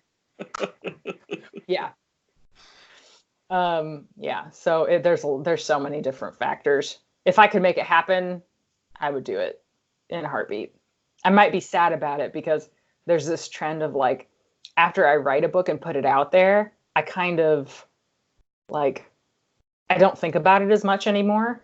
So like with Made You Up, I don't really think about those characters. Every once in a while, I'll come back to them, but I don't. That book is done. It's set aside. Now I have more room in my brain for other things. And so I'm really worried that like when I finish Monstrous Sea, it's going to be like, there's going to be this huge, it's kind of like how Eliza feels about it. Because a lot of her feelings in that book were kind of autobiographical, where it's like, she feels like, you know, what's she going to do when Monstrous Sea is done? She's going to be like a puppet with her strings cut. And sometimes I'm like, oh my God, what's going to happen if it ever gets published and it's finished? And like, am I just going to stop moving? Like, am I going to, I'm pretty sure that's not going to happen because I have so many other ideas in that world, and the world is so, there's so many things to do and to explore that I'm pretty sure I can just be like, I could just go write another one now. Like, I don't have to leave that world if I don't want to. You can do, I mean, anything you want, really, can't you? Yeah. See, my big thing with stories is that, like, every story has to have an end. So I probably, most likely, see, I'm going to say never, and then it's going to happen. Most likely, I will never, like, once a story with a certain set of characters is done, I probably won't, like, resurrect them to like, oh, I finished this trilogy and that was just going to be the trilogy. Oh, but I thought of a new trilogy and they're going to be in this one too. I probably won't do that. I tend to think out my stories and have a definite endpoint for them.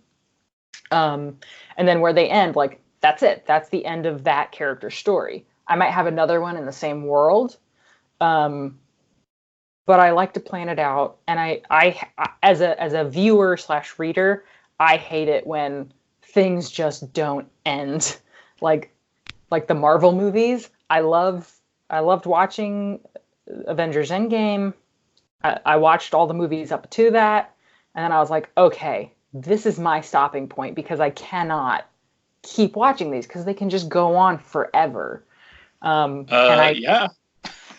Which some people love, and I'm like, I can't do it. I am going to watch the new Doctor Strange, though, because it is going to be a horror movie, so, you know.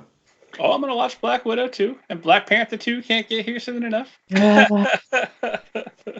But yeah, all stories have to have an end. So with those characters, I would probably close out that quartet, if that is what it ends up being. But I would definitely go do other things in that world. And there may be, like, hints of those characters, there may be mentions of those characters, but it would not be a continuation of that story. And are you a type plotter, or you do a little bit more free, seat in my pants, hippie? So it's kind of both. I'm kind of in between because I have to know where it starts and where it ends. Because basically it's knowing where the character starts and where the character is going to end. And that'll tell you how the story should start and how it should end. And I know I tend to figure out big plot points in the middle. And then so I know point A and point B. I start at point A and I start writing. And generally, as I'm writing, that's the kind of pantsing part of it where it's like, okay, how do I get to point B and I just do it like whatever would logically come next. We go to that. Story always has to be written chronologically. I can't write it out of order. I don't know how some writers do that. I have to write it in order because every scene has to logically follow the last, and I have to know where the character was just before that. I have to know where they're going just after that. Sometimes if I have like an idea for like a snippet or something of like dialogue or a character revelation, I might type it out real fast and just put it away in part of a document and come back to it later.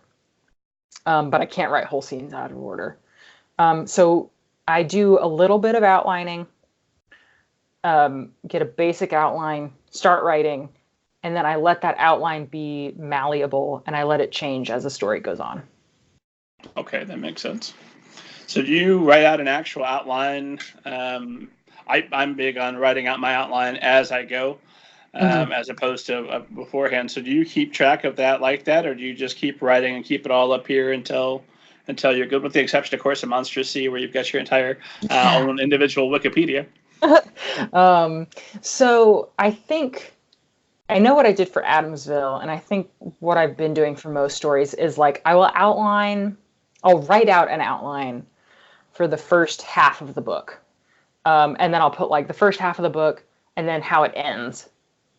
And so then I'll write using that first half of the book. And as I'm writing in my head, part of my brain is focused on the actual writing, and part of it is focused on like how these plot threads spin out.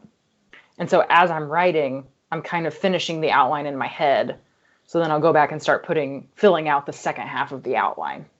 So then by the time I actually get to the second part, I have a better idea of how certain plot lines should resolve themselves, how the character arcs should resolve themselves, how the climax should work out, who's going to be involved where, what things I planted in the beginning that I need to bring up later, what I'm going to need to bring up later that I have to go back and add at the beginning. So it's like a two-step process, kind of. That makes sense. To me, because that's pretty similar to what I do. In fact, I'm learning that we have all kinds of things in common, including an affinity for nice black glasses. Yes, great black glasses. Exactly. So then I know it, when I asked you, I got a plug back in 2015 when you faced the 7 questions, exclusively available at middlegreatninja.com. I asked you about your writing habits, and you said at that time that you tried to write for at least a half hour every day. Mm-hmm. Is that still true, or has that changed a little bit? Oh, so I don't have a strict time limit anymore. What I try to do is when I go up to bed every night, I will sit down with my computer in bed, which is a terrible idea, and open up whatever document I'm working on, and I will try, because like nighttime, late night and early morning is like my best time for like creative stuff. So I'll sit down, open up the document, and just try to get into the character's head and just work through a scene or whatever, just work on whatever I was last writing. Usually what happens is I will be able to sit there for about half an hour and then I fall asleep. So as soon as I realize that I'm falling asleep, I'm like, okay, it's time to go. And I'm always so reluctant because I'm like, no, I used to be able to stay up until 1 a.m. writing. And now I can't even stay up till like 9:30. So I get really sad about it. But I try to do that when I'm in like the planning stages of a book or anything like that, brainstorming. If I'm actually like hardcore, like, okay, I am drafting a book, I'm in the middle of it. In that case, I will, usually what I do is on like the weekends, I try to go to the library and like rent out one of their study rooms for 2 hours. I'll sit there with my outline and my computer, and I'll just try to get through, as much as I can while I'm there. So at least try to do like a chapter every 2 days or so. Because usually if I'm in the middle of writing, if I have an outline, I can bang a story out pretty fast.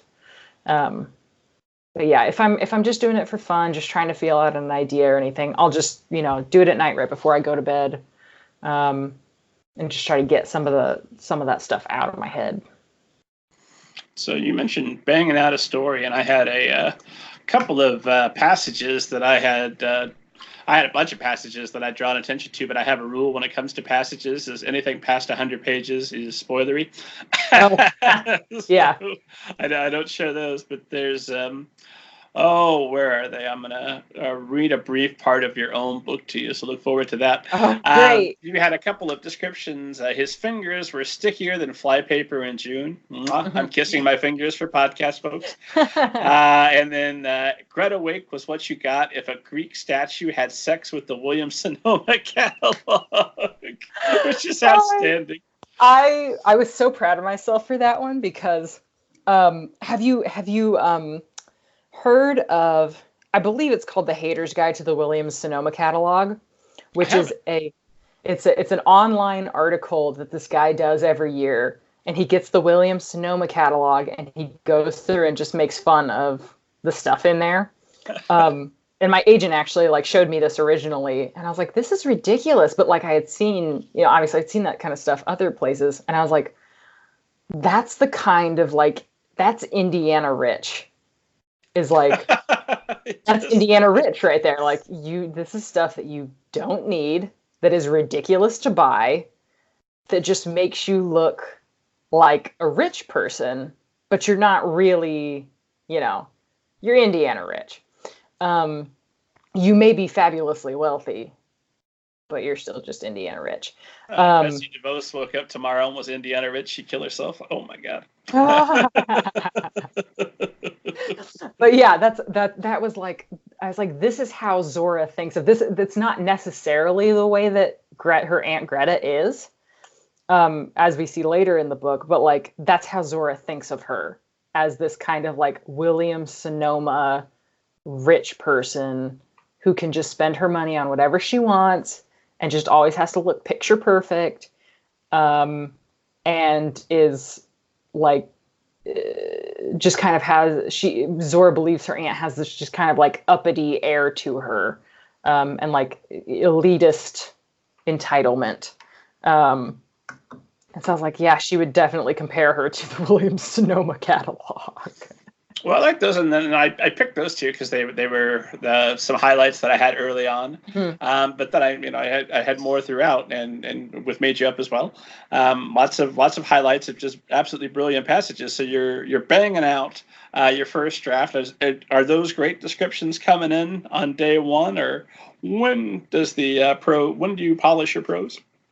All the really good stuff actually usually does come on the first draft, and I think it's because and actually I think in terms of like polishing prose, my prose never gets like upgraded in a way that I think some people think of it, where it's like, you're adding all these cool descriptions in and stuff.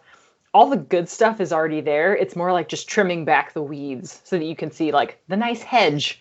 It's like you're just trimming the hedge basically. So trim out the extra words, rearrange some sentences so that they sound better.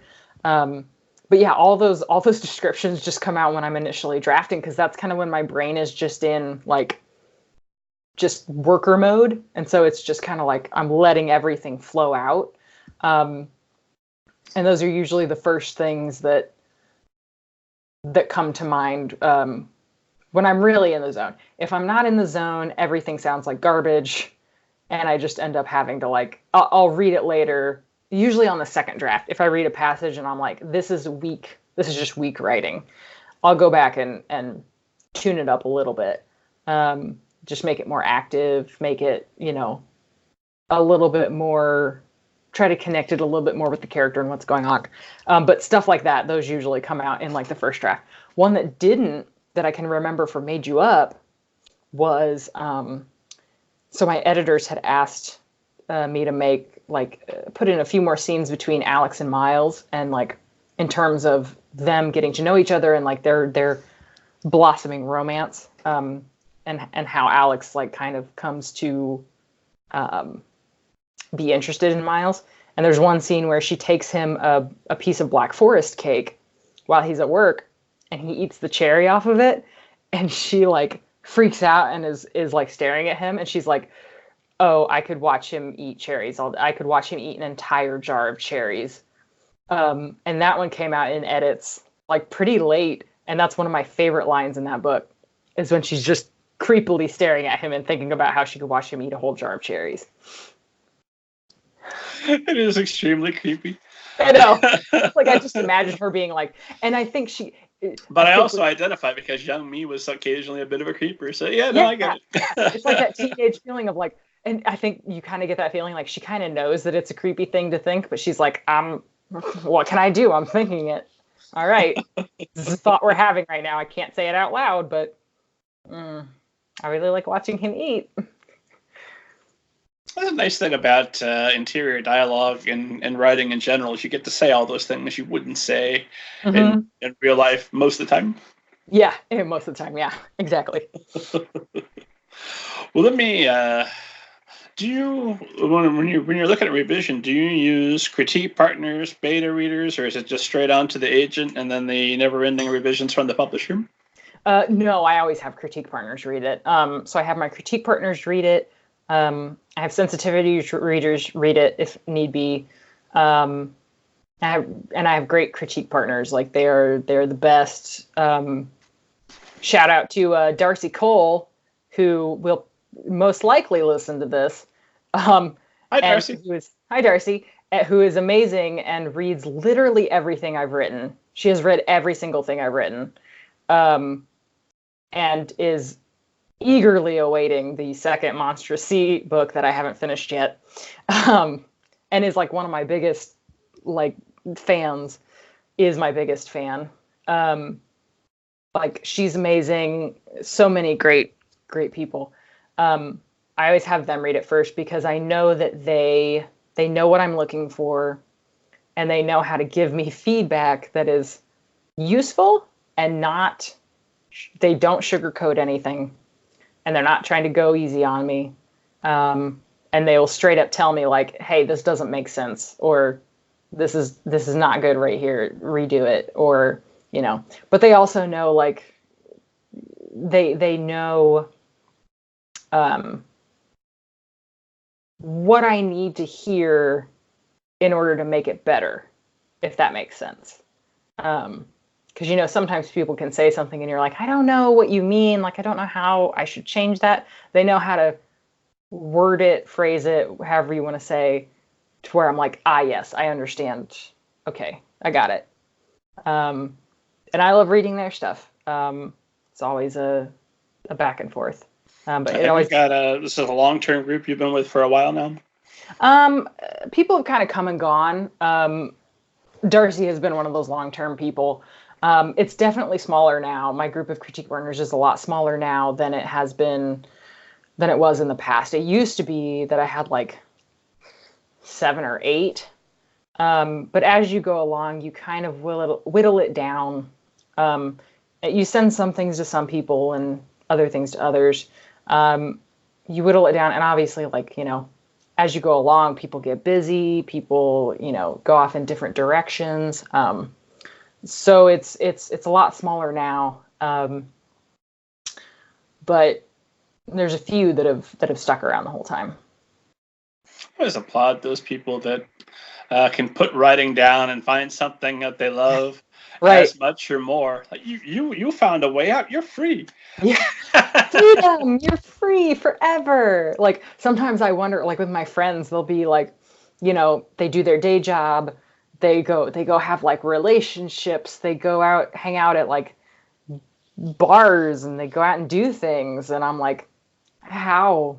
I'm so tired. How does this even work? Like, okay. All right. They're like, you want to go on vacation? And I'm like, no, I want to go to bed. Like, I don't have the energy to travel anywhere. So I have lots of questions for you, but I know it's getting late. You mentioned 9:30 was about Betty Bye time, and here we are. It's 9:37. Everybody will be listening to this, whatever they listen to. But for you and I here in good old Indiana, with this one, God bless it, Eastern time across the whole state, it's 9:37. God bless. So I've got to ask. Well, everybody that listens to the show knows I have to ask you, legally required to ask. Francesca Zappia, have you ever seen a flying saucer, and do you believe in them? Okay, are we talking specifically flying saucers, or are we talking like UFOs, aliens? I mean, unidentified flying object is acceptable. What do you got? Okay, so I believe I saw a UFO when I was younger. I cannot describe it for you, but I know it hovered in midair, and it was very high up, and it was not attached to anything, and it looked like ice cream. It looked like ice cream three scoops of ice cream right next to each other, and it just kind of hovered up, and it was in like blue sky, like clear blue sky. Was it brightly lit, or was it a metal thing? What color was it? It was like, I remember it being like white, and I want to say white, pink, and yellow. And I was like, what is that? And I just remember standing there and watching it for a really long time because it was so high up in the sky and there was nothing around it. And the sky was bright blue. And it just kind of hung there. And I was like, I don't know. And I don't remember if it disappeared or if I turned around or something and it wasn't there anymore. I do not remember. I do believe in aliens. 100%. The universe cannot be as big as it is. And like, I realize that the existence of humans is like, however huge, an impossibility or whatever. But it's like, hey, we're here and the universe is gigantic. So there's got to be intelligent life somewhere else in the universe. That's what I believe. 100%. That makes sense to me. Do you think they're coming here? I think if they have the ability to travel, they've probably already been here, and either the government knows and they're not telling us, although I feel like somebody would have found out by now, like for sure, or they have already been here and we don't know.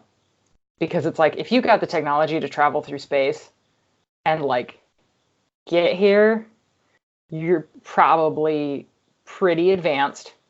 And you may or may not want to have anything to do with us. So I think it, like, it's fun. I think, was it like Stephen Hawking or somebody who said that like, if aliens come here, they're for sure not going to be like nice to us. They're like for sure just going to conquer us or kill us or whatever. Yeah, Stephen Hawking was big on stop sending out signals, stop letting them know we're here. Shut up. like whatever, man. If aliens are going to kill us all, then it's going to happen. Like, they're going to find us one way or another. You know what I'm saying? I like to think of like the Star Trek way of things, or not Star Trek. Star Trek, though, yes. Actually, that would be sweet. If we could just have like utopian Earth and then we all just go out on missions on starships. That would be cool. I love Star Trek. The Stargate, that it's like, okay, that seems believable, that they took some humans as like slaves and then took them to other planets and populated the galaxy that way or whatever. Like, yeah, that could happen. But I don't want to sound like the one guy that everybody makes memes of on the History Channel episode about ancient aliens or whatever it was. Oh, Giorgio Tsoukalos with the hair? Yeah, the guy with the hair.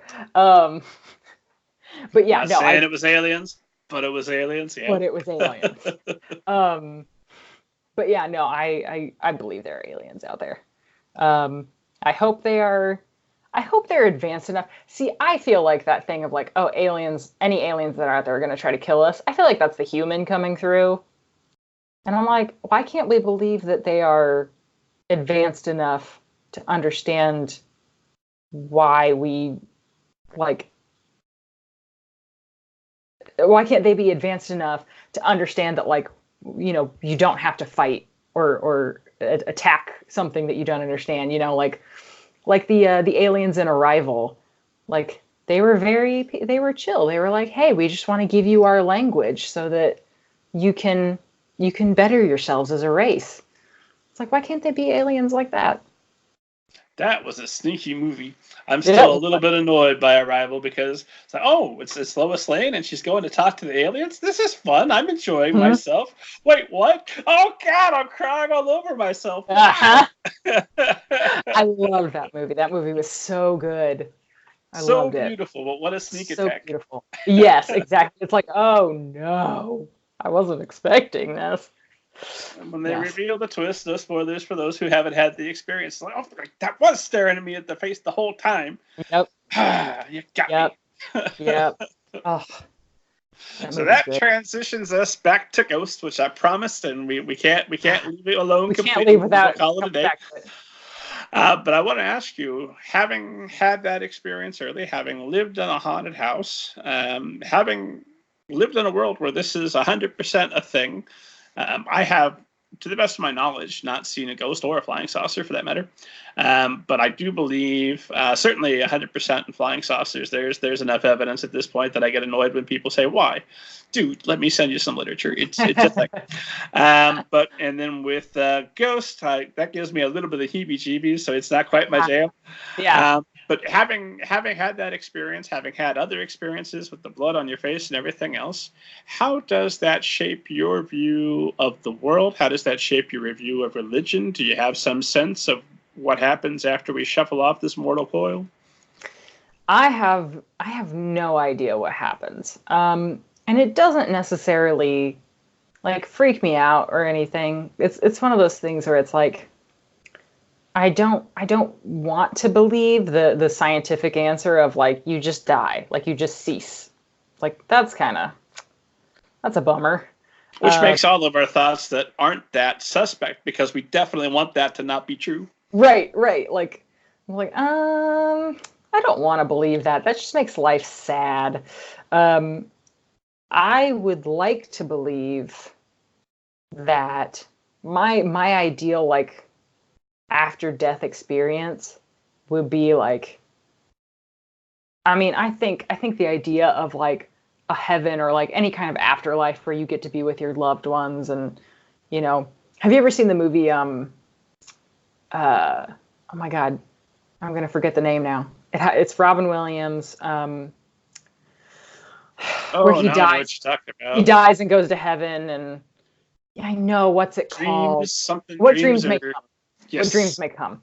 And like that version of heaven was like amazing to me because you can make whatever you want, and you basically have a whole world where you can be alone, you can be whatever you want, but then you can also go out and like find your family and be with your loved ones and stuff like that. Like that was a great version of heaven. I was like, I'll take that. But my other thought was it would be amazing to be a ghost, spirit form, energy, whatever you want to call it, and to be able to go out into the universe and just like explore space.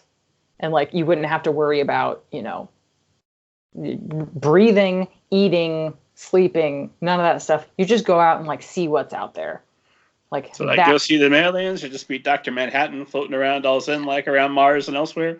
I'd go see what's inside black holes, like what's past the because there are people who say that I saw something like some science thing that said like there could be super advanced civilizations inside the event horizon of black holes that we don't even know that they're there. So it's like, I want to know what's inside the event horizon of a black hole. I just want to know, like, I want to see what's out there. I want to see other planets, you know? And they might be sad and desolate, and they might be beautiful, and but that would be really, really cool. And then maybe after, you know, you get tired of that, you can like retire to the what dreams may come heaven and be like, okay, I get to just chill here for a while. And then maybe have a summer place in that heaven. Yeah. Yeah, exactly. And then go back out and then be like, hey, I'm going on a trip. Anybody want to come? And then, you know, maybe do the what dreams may come thing where you get reincarnated. Like, that'd be pretty cool too. Because maybe you'll get tired of, you know, like being alive forever or being, you know, That's my problem with a lot of immortality stories where like the character ends up being immortal and that's supposed to be like a good thing. Like, oh, they get to live with their loved one forever because they're both immortal. And it's like, Jesus, that's a long time. Like, I think you would get tired of it. I think that, but I'm going to be a Mr. Sappy here. Yeah. I think I could spend immortality with my wife. That is adorable. It is. It is. And I can see the wheels are turning, picking holes in that, sure. I guess if you were with your loved one, maybe not. But in general, the idea of immortality just kind of gives me the like, oh God, just like immediate exhaustion. Just, oh, okay. I think it would be different. There's so many stories that end with, if humans didn't die, this wouldn't be as special because it's fleeting. And I always think that's the argument we make because there's no alternative. There's no like, well, you know what? I think immortality would be great, so I'm going to go do that. Right. And because that's not an option, we have to sell ourselves this bullcrap story that, no, it's good that happens. It's good that we die, you know. Well, it actually, like, my problem with immortality goes back to my problem with, like, series that don't end or like shows that don't end, whatever. It's like the idea that you need death to make your life mean something, because if it can just go on forever, but that's the thing. It's like, well, you can have so many things in there that you can do. You can make so many things better. You could change all kinds of things. But just from a certain standpoint, it's like, man, just gotta end though, right? Like, you get tired of something sooner or later. But I don't know. You say that, but when Batman 99 comes out, I'm gonna be first in line. Just watch it. He's fighting the Joker again. Great. Oh, cool. Awesome. I'm there. Let's end on a more practical question, and we'll call it a night because it's getting late, and we keep going. We're going to get silly. Neither of us want that. Let's end on a professional note. So, Chessie, if there was one piece of advice you could go back and give young you at age 8, age 15, whatever age you think it would have made the most difference, what would you tell younger you about writing and about your career ahead that maybe would have made a significant difference and made things easier for you? I would go back and tell myself not to worry about what other people are doing. Like, you're going to get on social media and you're going to see what these other authors are doing. You're going to sell people selling books on spec. Which is when you sell it just based on the idea for, like, you know, to be published years ahead. So you haven't written it yet.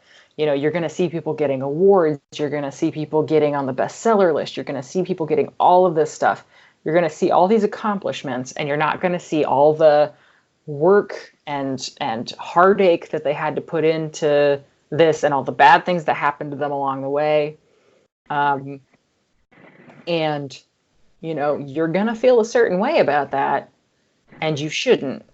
You should just, you know, celebrate your accomplishments, celebrate other people's accomplishments, do your thing, keep your eyes on your own paper. Just keep your head down and get the work done. Because that's a killer, trying to, you know, quote unquote, keep up, as it were, with what you see other people doing, because everybody has their own process. Everybody has their own race to run, I guess you could say. And you're not, I mean, in one way you're competing against other people, but in another way, it's not personal like that. And you should try to make it that way.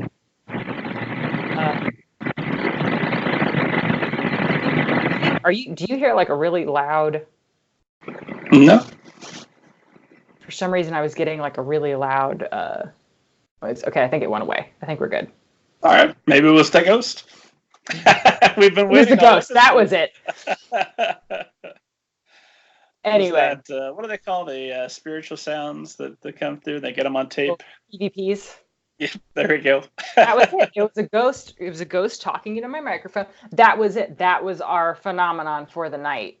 Was, oh my God, you're gonna go back and listen to that, and you're gonna hear a voice in there, and it's gonna be, because I only heard it on my end. Ghosts. Okay, so I would tell my younger self, just keep your eyes on your own paper. Celebrate with other people, but don't let that get you down. Don't let that be, a detriment to your own work, because everybody's just doing their best and trying to get out there and hustle. And honestly, I think that would be like the best, because like my younger self, she knew how to write. She was fine on the writing side of things. It was the people side of things and the marketing, the social media, the publicizing yourself side of things. Like that was the part where I needed help and where I still struggle to an extent, but that was the big thing. Next podcast, we're going to talk all about marketing on social media and what you're doing there, but not tonight. Tonight, we're going to call it a day. So, Chessie, where can esteemed audience find you online and stalk you and buy all your books? So you can find me on Twitter and Instagram at Chessie Zappia, which is Chessie. And I have a website, which is www.francescazappia.com. You can buy my books from basically anywhere that sells books, Amazon, Barnes & Noble, Kids Inc. It might actually, by the time this comes out, you won't be able to get it signed anymore, but you can still order it from Kids Inc. They're a great indie bookstore. Anywhere you can buy books, you should be able to get all three of mine. And that's pretty much it, I think. Fantastic. Yeah. And as always, esteemed audience, find me at middlegradeninja.com. Go there, find out who's coming on the podcast. Download your free copy of the Book of David, Chapter 1, and Banneker Bones. They're free. Go nuts. Chessie, thanks so much for making the time and for being a truly, absolutely delightful and entertaining guest. I have really enjoyed our conversation this evening. Thank you. So have I. And thank you for having me. And I'm going to ask you to sign us off, as I do every guest, with our extremely ninja-like sign-off phrase that justifies the name of the show. And the sign-off phrase is "Hiya" and what have you. Will you sign us off? So I say "Hiya" and what have you? Yes, ma'am. That's the whole thing? That's the whole thing. All right. Hiya and what have you.